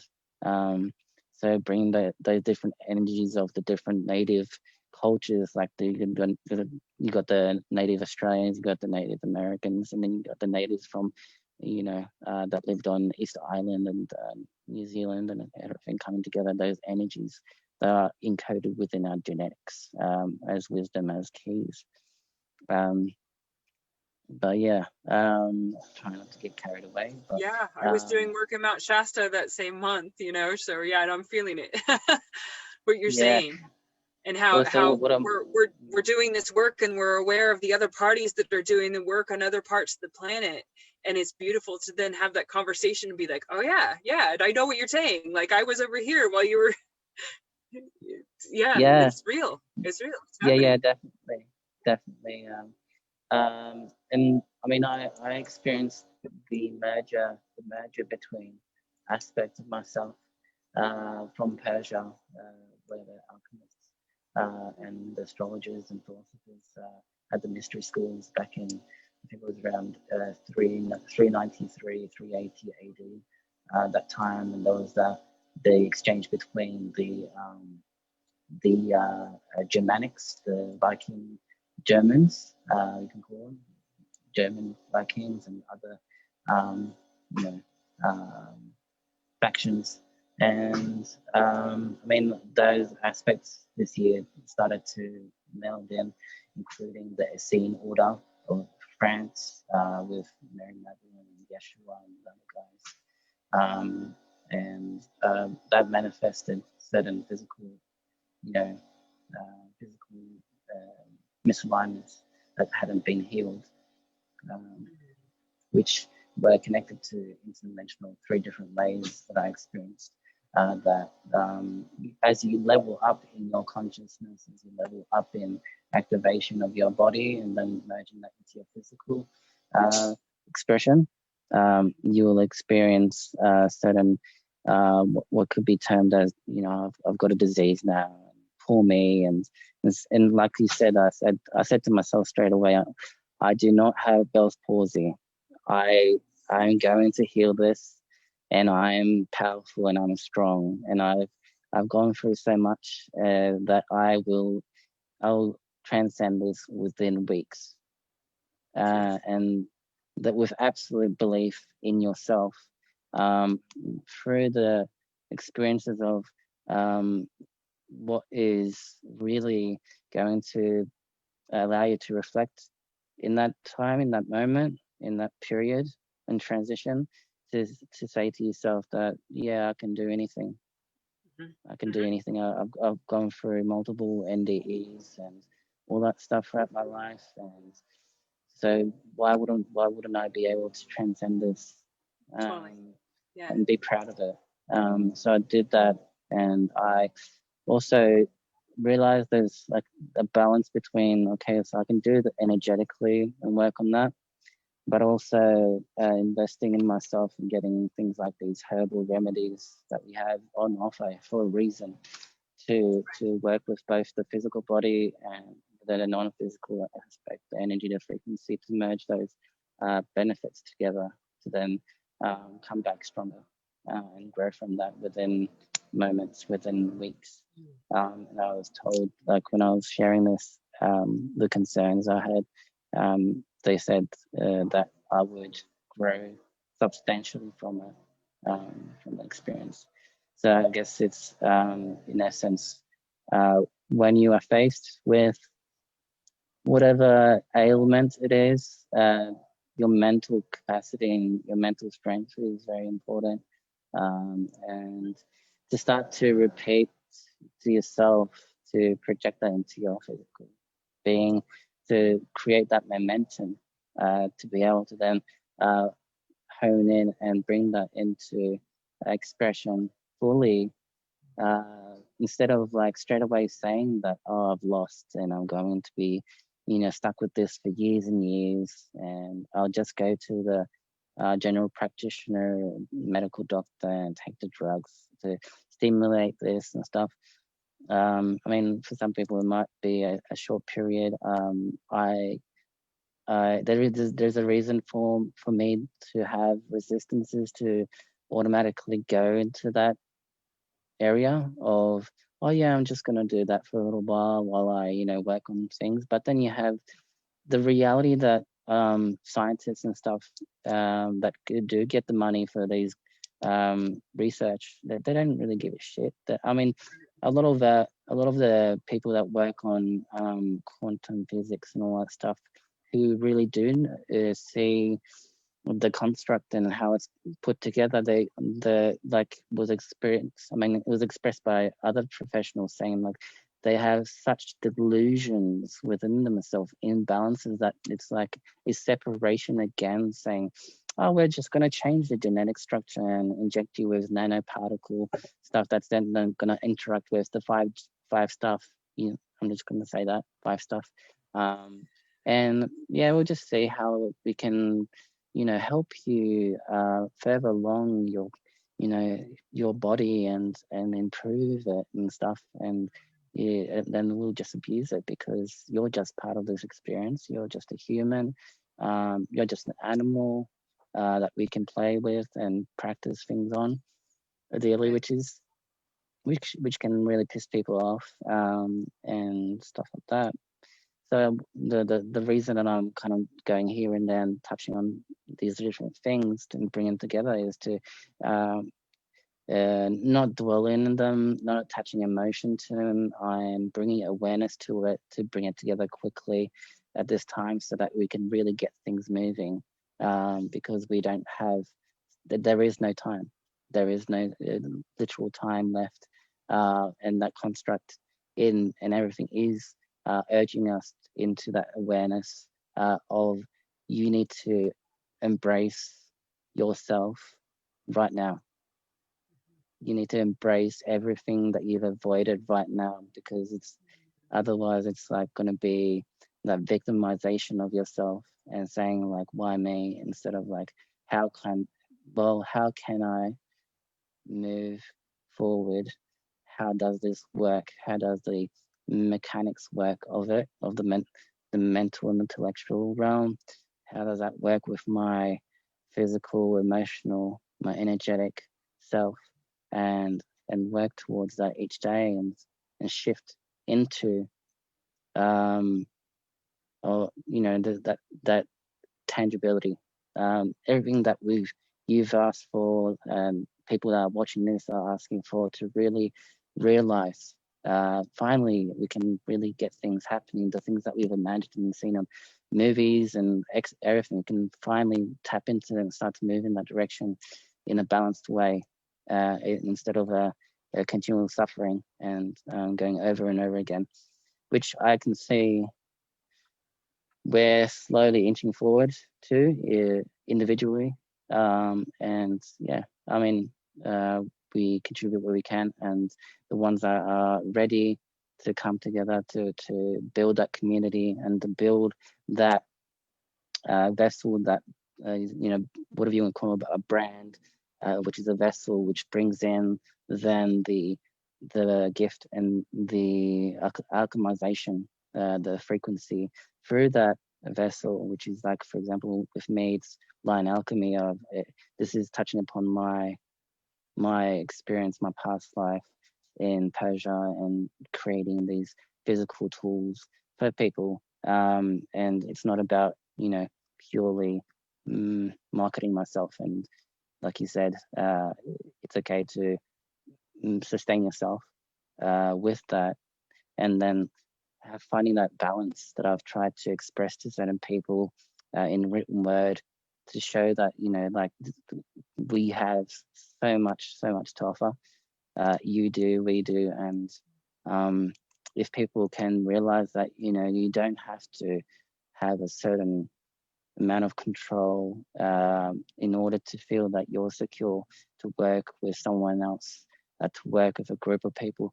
It's important that you're in your element, like your proficiency. It might be analytical, mental, and structural integrity to bring that in.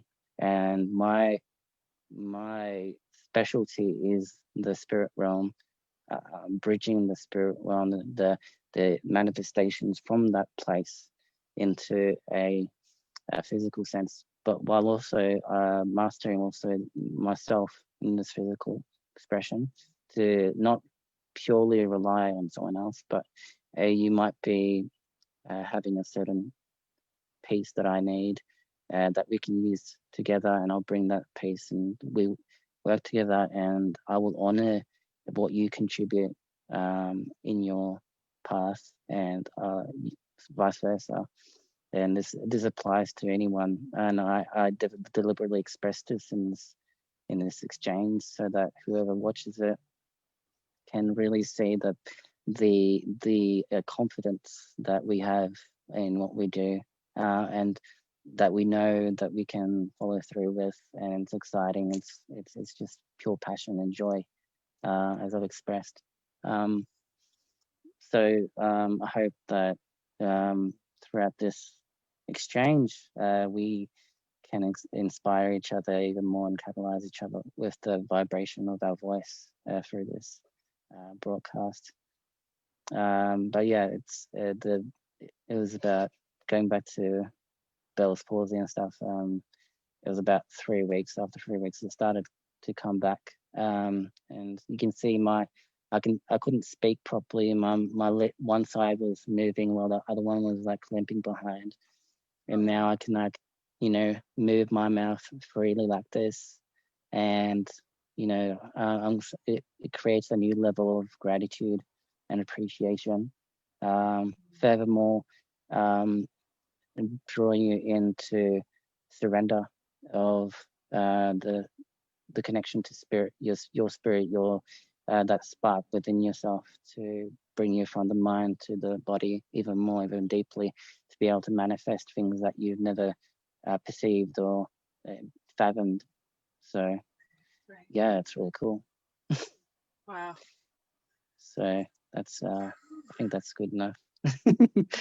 Yeah, and I feel it as you're talking about it, and I agree with you. I feel like we come into these bodies with those challenges to experience that, to experience our potential for healing, our potential for activation of all of this, our potential to recognize the connection between the alchemical connection between spirit and body.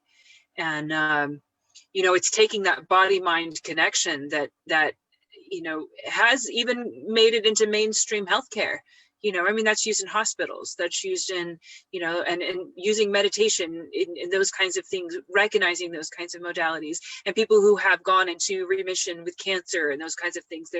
Science has already noted that our intentions, our belief about that, our mindset about that has a huge factor. It really does. People who believe, no, I'm going to get through this. I'm going to get through this. I'm going to heal this. You know, it does have a difference in their recovery process.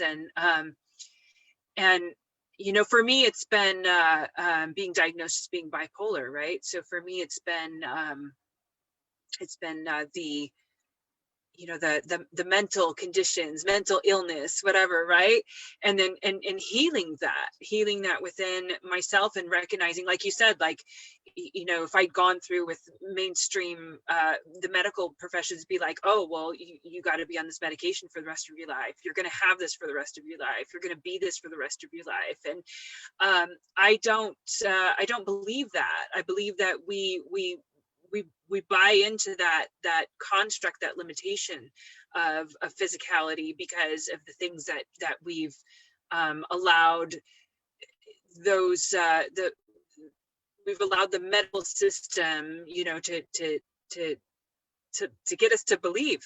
We really are, you know, everything really is energy. Our bodies, our molecular structure is energy, but we are also this physicality. And I love that, you know, you're talking about, well, you know, you don't just like wish to it or whatever, work with the physicality of it, to use the herbs, use the supplements, use the things that are going to strengthen the body and work with the body, and so that the body system can meet and match where the spiritual information is coming in. You know, and the whole transition, the whole process of when people were talking about ascension sickness and things that happen, right? Because people have had physical symptoms as we've gone through this spiritual awakening, as we've gone through this process, things that have come up, and it's our body systems clarifying and realigning and being able to access that to bring in the frequencies, to bring in the energy, to bring in the spirit, to bring in these the things that we're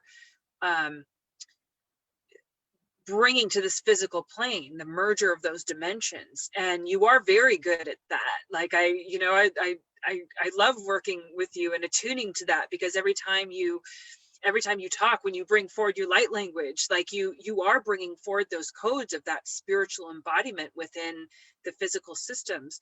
And I'm getting and feeling that, yes, that you have this physical challenge in order to strengthen that, in order for, you know, to give you that okay, I've got this actual situation that now that I get to apply all of this knowledge, all this awareness, all of my skill sets, all of, you know, the actual experience of something that could potentially be, that would affect your physical form for the rest of your life, but you're shifting it and changing it. And I had this conversation actually with with my dad when we were talking about the coronavirus and these things, and it was flowing through me. Spirit was talking about that, about we have the potential to heal our body systems. If we, science even recognizes it, quantum physics recognizes it, that we are energy. Everything is just energy. That movie, What the Bleep Do We Know? Like all these things that have come out that are like showing us that they're showing us that this is the reality of it. This is the science of it even. And he was, he was like, okay, well, so prove it, show me, we got to prove it. Can you prove that this kind of thing is happening? And you are proof of that. Like, you have this diagnosis, you've gone in, the doctors have said you have this diagnosis, and yet you're overcoming it, and you're healing it, and you're rewiring it and rewriting your body through this process, through that declaration that no, I'm not going to take that on. I'm not going to continue that. And I think it's interesting because speaking of grandparents, my grandmother on my mother's side was part of Christian Scientology, right? And Mary Baker Eddy is the woman who founded that. And the whole belief system of that, like they don't see doctors, they don't take medication, they believe that their connection with spirit, their connection with God will heal everything, right? And so it's a very actually advanced kind of spiritual, physical embodiment practice, but you can't just like have that thought, that belief, and not actually practice it, and not actually align that, right? And I've had interesting conversations with my mom about that, about, well, if you're in a situation where medication for your body, taking supplements, doing something physically for your body is going to assist you in that healing, in alignment with that, to have that merger of that, to have that awareness of that, like going, oh, okay, I can take these mushrooms, you can take this herbal supplement, as well as trusting and believing that I can spiritually realign and restructure, and I'm going to give my body the building blocks. I'm going to give my body the physical components to be able to do that. And I believe that as we evolve and we move forward, we realize that is the merger. That's the merger between science and spirituality. That's the merger between recognizing we are these spiritual beings. We do have this alchemical process that we can do that, but we're also in this physical flesh, and it's here and it exists. And the laws of physicality, the laws of this plane, like we can work with that. It doesn't have to be something that is like that negates either side of that. So thank you for being that example. Thank you for showing us that that's possible, that you can do that. It's really beautiful. It is when you put it into those words. Yeah. I can. I first and foremost approach it from a humble approach, into the fact that you don't need to show off.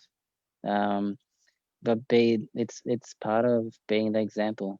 Like, you don't have to speak and say it, oh, I can do this and I'm gonna achieve this, and announce it to everyone on Facebook and whatever. Share the experiences of what I'm going through. And I appreciate every one of you that was on Facebook. 156 up to 200 people came in, and who have shared experiences with throughout the years, which shows, like, if you work together, anything's possible. It's beautiful beyond words. And yeah, that's been my indirect and direct experience of people getting used as vessels of deliverance of messages, whether it be my brother, my mum, my dad, my sister, at certain points of conversation, without them realizing that they've actually communicated something from a higher realm, from the physical realm, to show, when you go through, when you're 18, like you think you know everything, and then your brother goes, yeah, if you know everything, can you back it up? Like this is the thing that I get drawn back to with people that are trying to portray something and create a facade of doing a service, and it falls short all the time. Like, and they just say, "Oh, you haven't done enough yet, and we'll have to book in more sessions for that." And I get paid for it, so it's all right. So whenever you get there, you'll get there in divine timing. Sometimes that's abused as well, Right. divine timing, and I recognize that. And yeah, finding that balance, and just having fun, getting in touch with your inner child. I think is one of the things that we can speak about as well, because the child is also the universe. The child is part of the divine mother, divine father, and all that together. And it's the curiosity that brings in the suggestion to the mother and father, hey, let's explore this for a little bit. Have you tried this? And this ingredients and stuff. And if it messes up, we'll just clear it and transmute it and keep going, keep refining and perfecting it.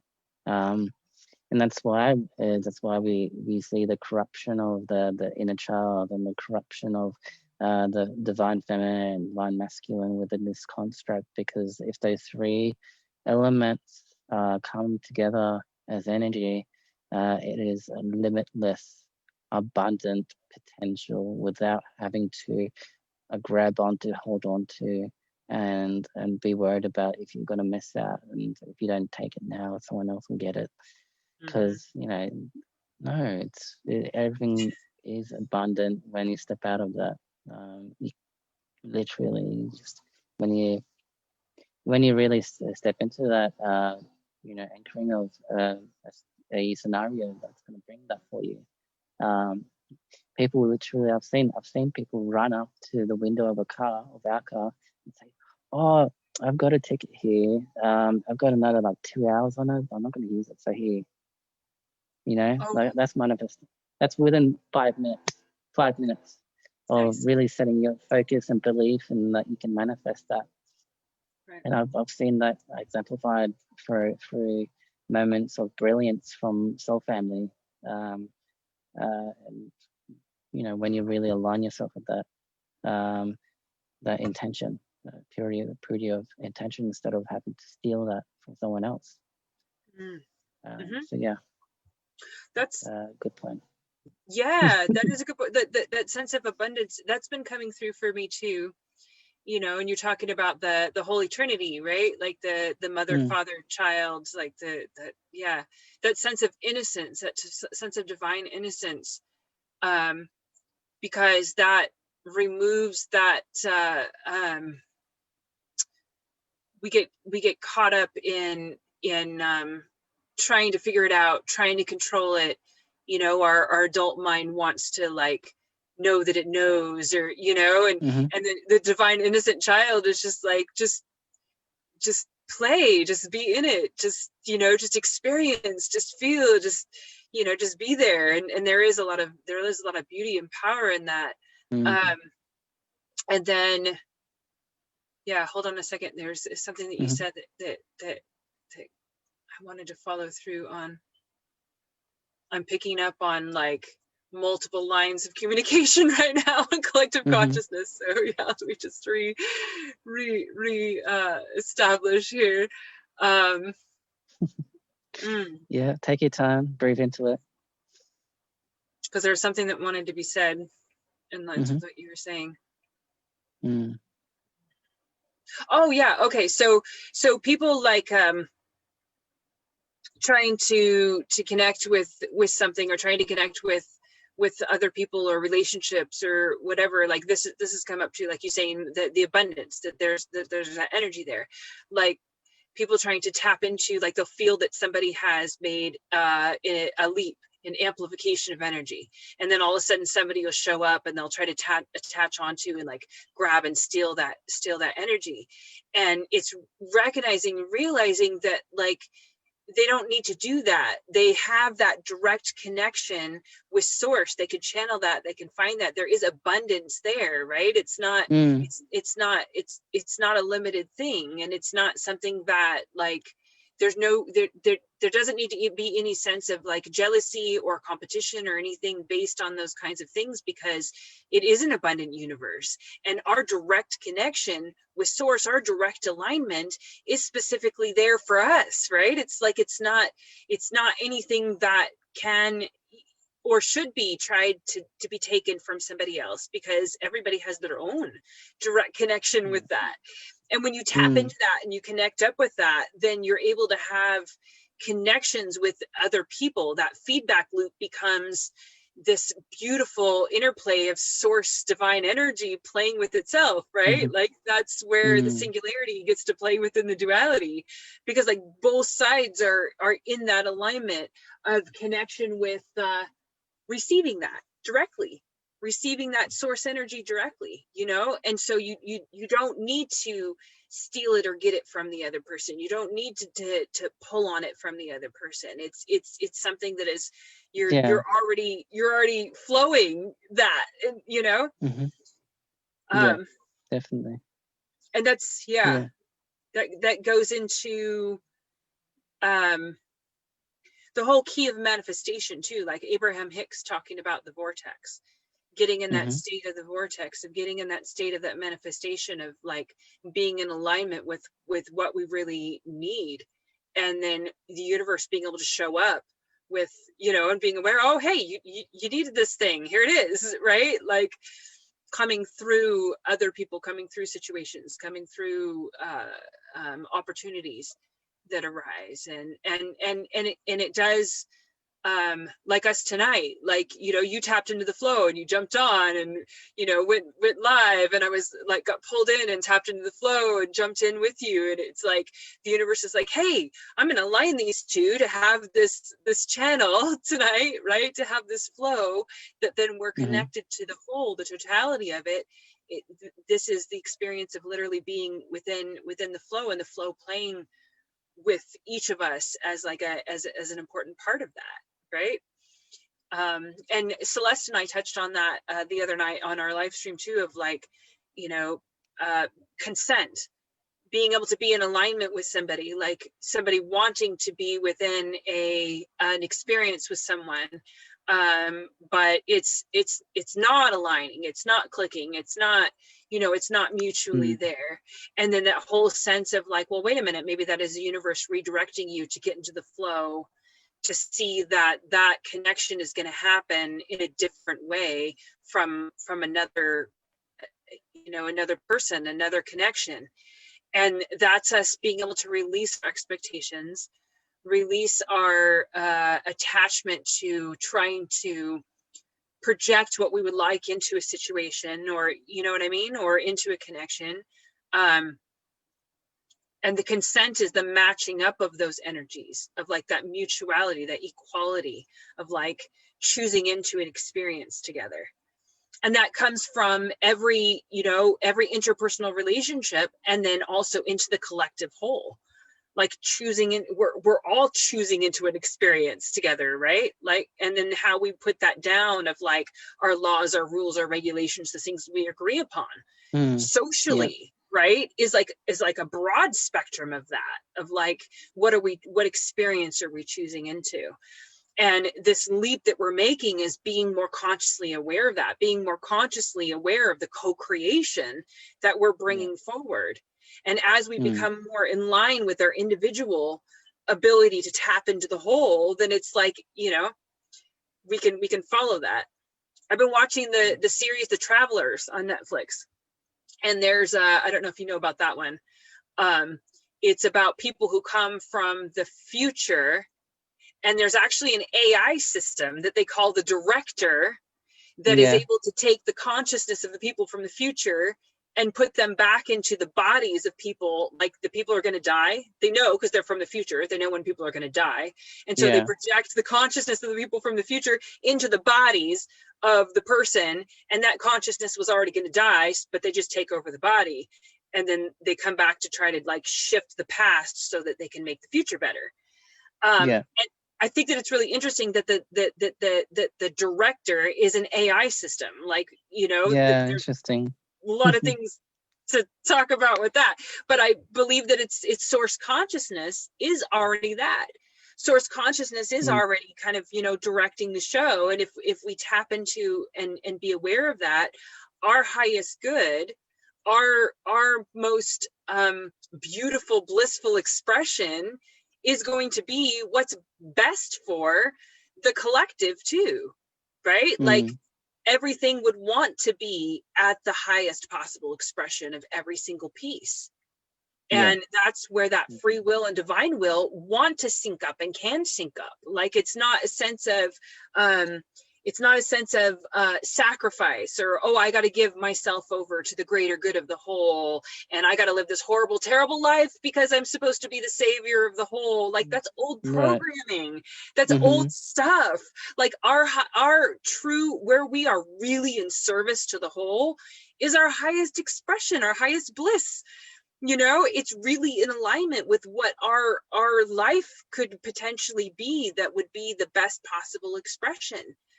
And when we shift into that whole storyline, and we shift into that being the parameters and that being the timeline that we're on, rather than being like, oh, I got to be a martyr, I got to carry my cross, you know, I got to be, you know, I got to like sacrifice myself for the good of the whole. Like, what? Like, how is the good, you hurting, an individual hurting, how is that the good of the whole? Then a part of the whole is hurting, and then the whole's going to be hurting, because it's like, you know, it's like, oh, well, the whole being is like going to be better if the kidneys get taken out. Wait, what? No. How does that even compute? How could we even buy into that storyline, right? Like, the health of all the systems are going to make the whole system better. Yeah. Doesn't that make sense? Unifying the organism. I mean, like, when I had my ND experience, and that was around March of 2012, and that itself brought me into a deeper awareness of the expression of the avatar expression, in terms of this, in this context, which is the consciousness that is projecting itself into this being, this body, in order to view and project its own awareness, to create the situations, the people that it's to experience things with in this time frame. So it's like, this is one experience, and I was, you know, it was to catalyze what happened. And I was walking out of the house, out of the apartment, from this person's place that I met, and it was just, you know, your early 20s, and you're meeting people and stuff like that. And I was leaving the place, and as I was walking, I suddenly felt this attack. It wasn't an attack. It was like there was a kind of like activation. It felt like someone punched me in the stomach. And so then from that activation from below, it could have been like Kundalini expression that was coming up, and my body was kind of struggling with that, because I had some, toxins and stuff that I needed to purge out of my body, because I didn't have food the other day. I only had like beer and stuff, and that was during my early 20s, around 23, 24. I was still going through that period of transitioning out of having toxic food patterns into eating more healthfully, detoxing the body. And that was my journey to addressing the physical aspect of myself, to prepare it to accept that a higher consciousness, the light body, that part of myself in a high dimensional frequency, to stream in, and during that process, it's happened twice. Like I had an NDE when I was around 4 or 5 years old, when I was in the park. This is random, but it's connected. And I was in this park that had chestnut trees, beautiful park in Sweden, with my preschool. And I was going through experiences of like the woman in the red dress. There was a girl with blonde hair, red dress with a rose that came up to me in preschool and gave it to me and kissed me on the cheek. And I'm like, I've not seen Matrix at that point. Matrix was not existing. This is probably 1993. And I'm like, whoa, looking back in that. And then that connecting to the present time of 2014, 2015, where I was at, of all places, I was near Martin Place, Wynyard, where the Matrix was shot, in that scene with the girl with the red dress. And I'm like, okay, this is cool. So I'm sitting there having my drink with my soon-to-be ex at the time, and I'm seeing this woman on the outside approaching the door of this Starbucks that's all glass. And this is opposite Hyde Park, which has a obelisk, Egyptian obelisk or whatever, over there, and there's a synagogue across the road and everything. Very simplistic area. And then so I've had all these different experiences of like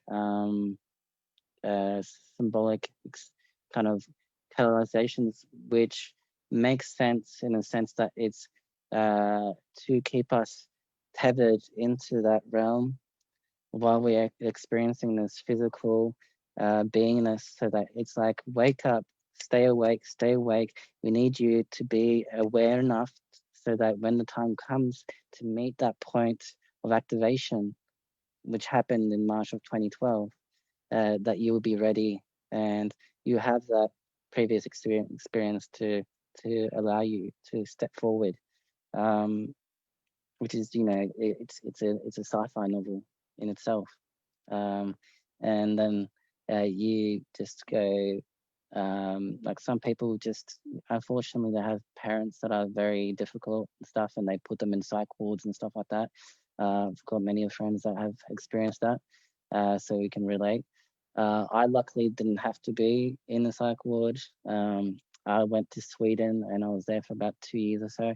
I didn't go too deep into that journey there, but I still was experiencing things at a certain level to get me to a point of I left Sweden and I got to Australia, and then I got into a space where I could establish myself and provide for myself, and then I had the space set for what was to come in 2012.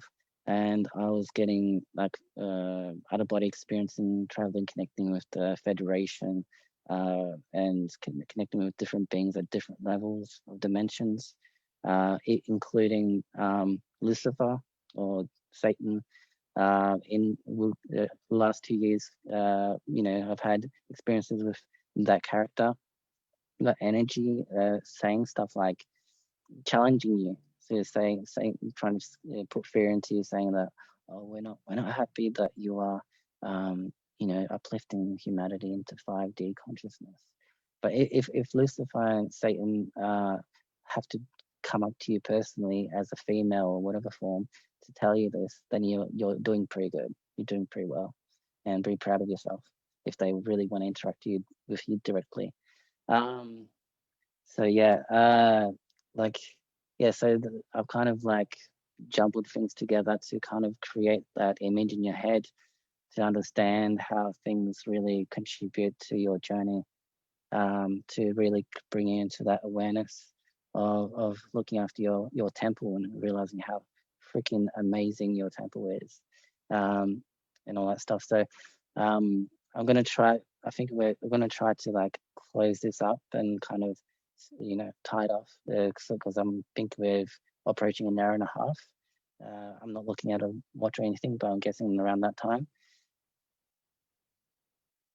2 hours. Oh, sorry, 2 hours. Yeah. On 2 2 hours. hours on Facebook. So, whoo. Yeah.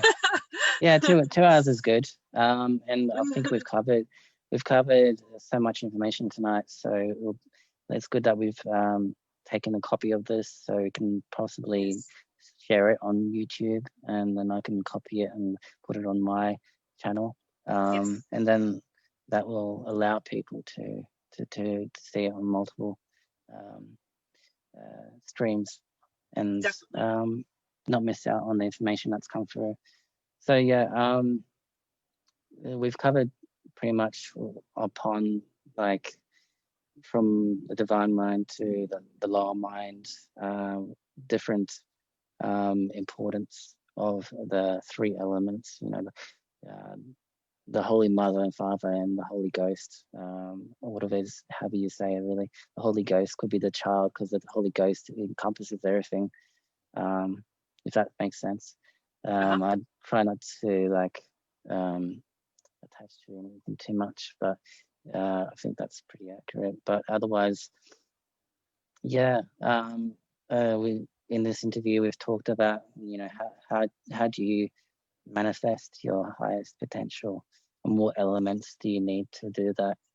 We've touched upon the fact that, you know, integrity is important in everything that you do, because it builds the momentum and the value that you bring. And 1 second, I'm going to have something to drink because my voice is going raspy.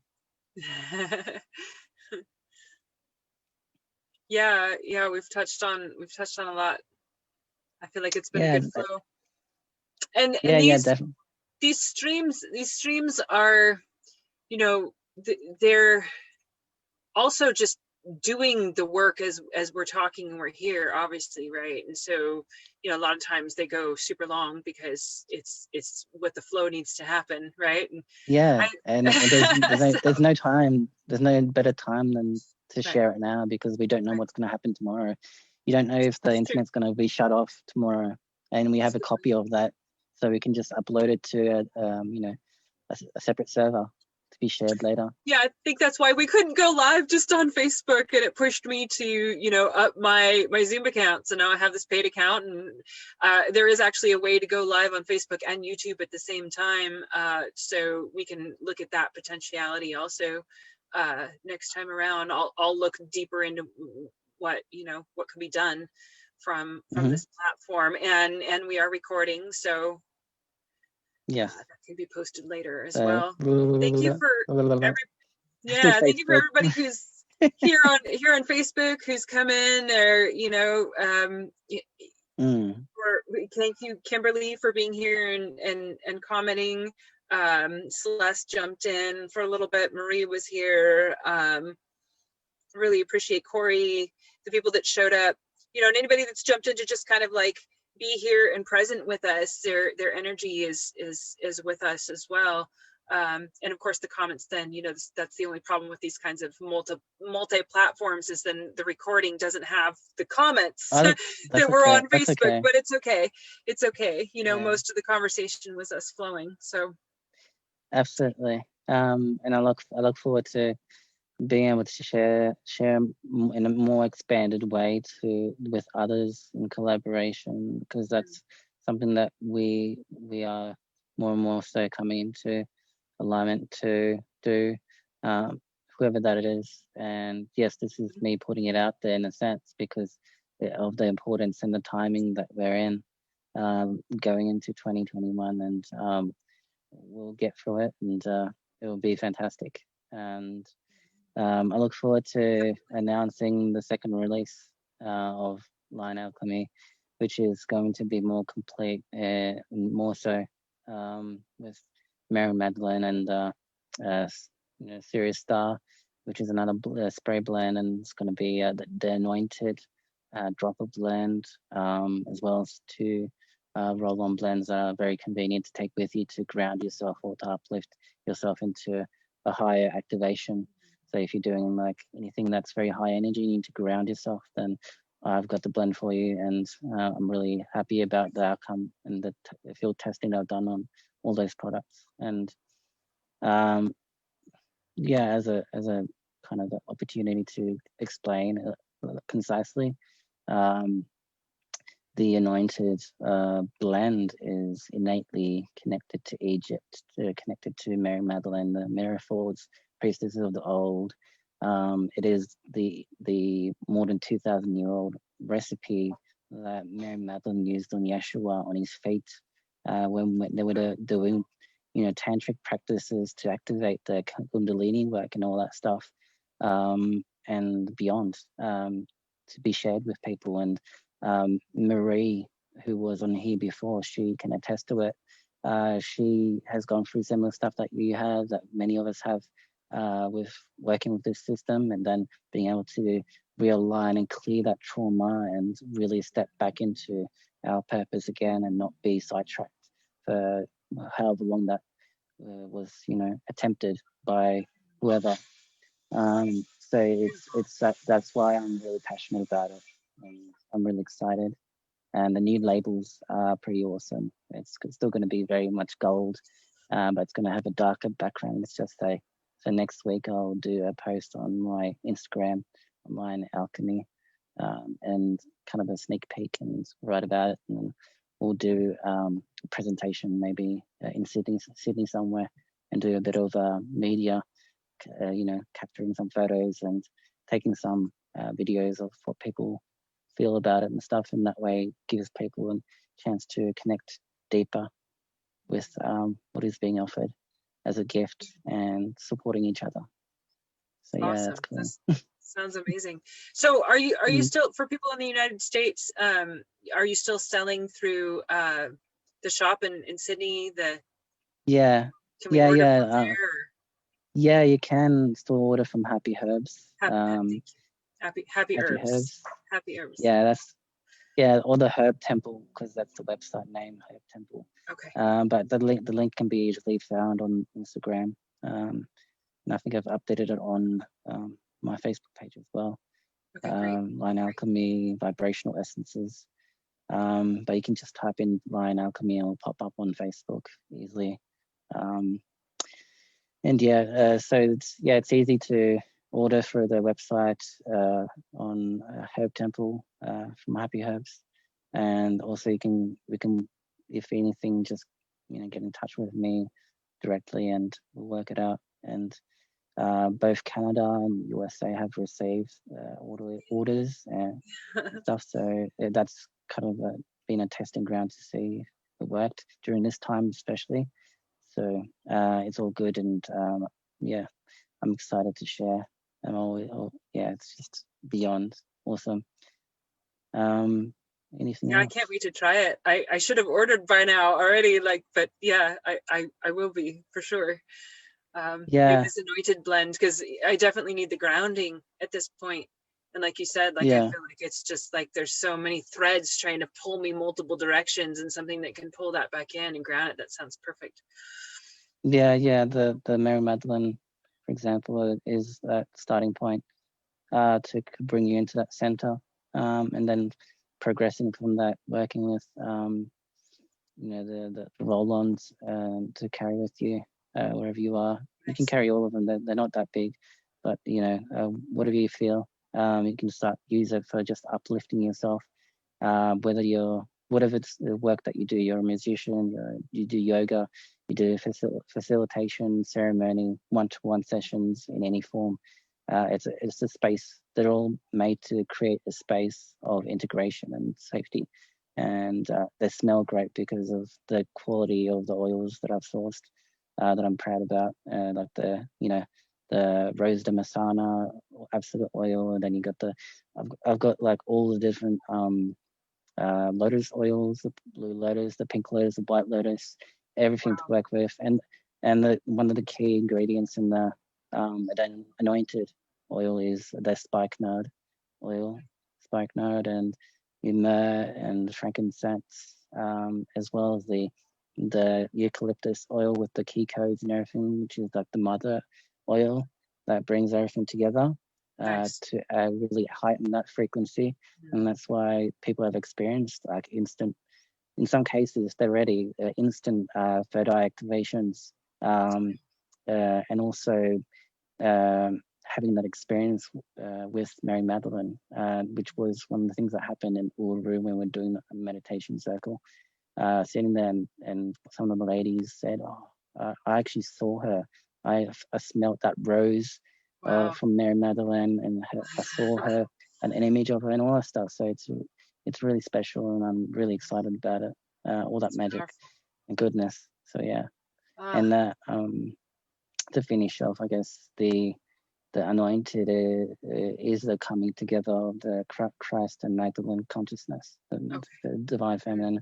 It goes really deep down to from top to bottom in each point of the body that you apply it on, including the feet. And then you just lay down, allow the oil to go down to the atom of your cells, down to the very minute, to clear out all the distortion, toxin, energetic toxicity. And then it's like a wave that's a stream that's being aligned, so that you get that pure connection to higher Christic consciousness, as well as yeah, I mean, my graphic designer, for example, had a soul shard brought back within first session, the first time use, from Egypt. So that was really cool. So just to give you a bit of different examples, that you can use it for trauma work as a part of your tool set. You can use it on yourself for ceremony and everything. Really, I've got it as a spray as well, but I think I'm not sure. I'll let you know if I'll have it as a spray in this particular release. Once I get everything back, I'll make an announcement. But anyway, yeah, you can tell I'm very passionate and excited about it, and it's very detailed. So thanks for the opportunity. Absolutely, it's definitely your calling, and I can see in the future, you know, from the beginning when you first started doing this, I could see there being distribution happening, you know, in the States and in Canada. Like, you know, I could just see this opening up and just really branching out. And you know, when you're ready for that, when it happens, like I just feel like you have a beautiful offering. You've definitely found your calling. So thank you for providing that to us. I'm honored. I'm honored, and I'm grateful and enjoy and of being assisted to come into that alignment of opening up those channels within myself. And I pay respects to my ancestors and my galactic brothers and sisters, and the angelic realm and the seraphim realm, and you know, source consciousness itself, which is us, and we are it, without, you know, attaching any dogma to it. It's just part of our nature. And you can be Joe Blow. You can be Joe Blow and be down at a bar having a vegan cocktail or something, whatever, and still be connected to divine, you know, mother and father and all that stuff, and you know, assisting people around you. It's valid. We are that in the human expression. Statistically, alrighty. Well, I guess we should conclude the live recording, and we'll speak to you guys very soon. And thanks for tuning in, and anyone that will tune in after this, and feel free to get in touch with us through our inboxes. And we're happy to share more in any form, shape or form.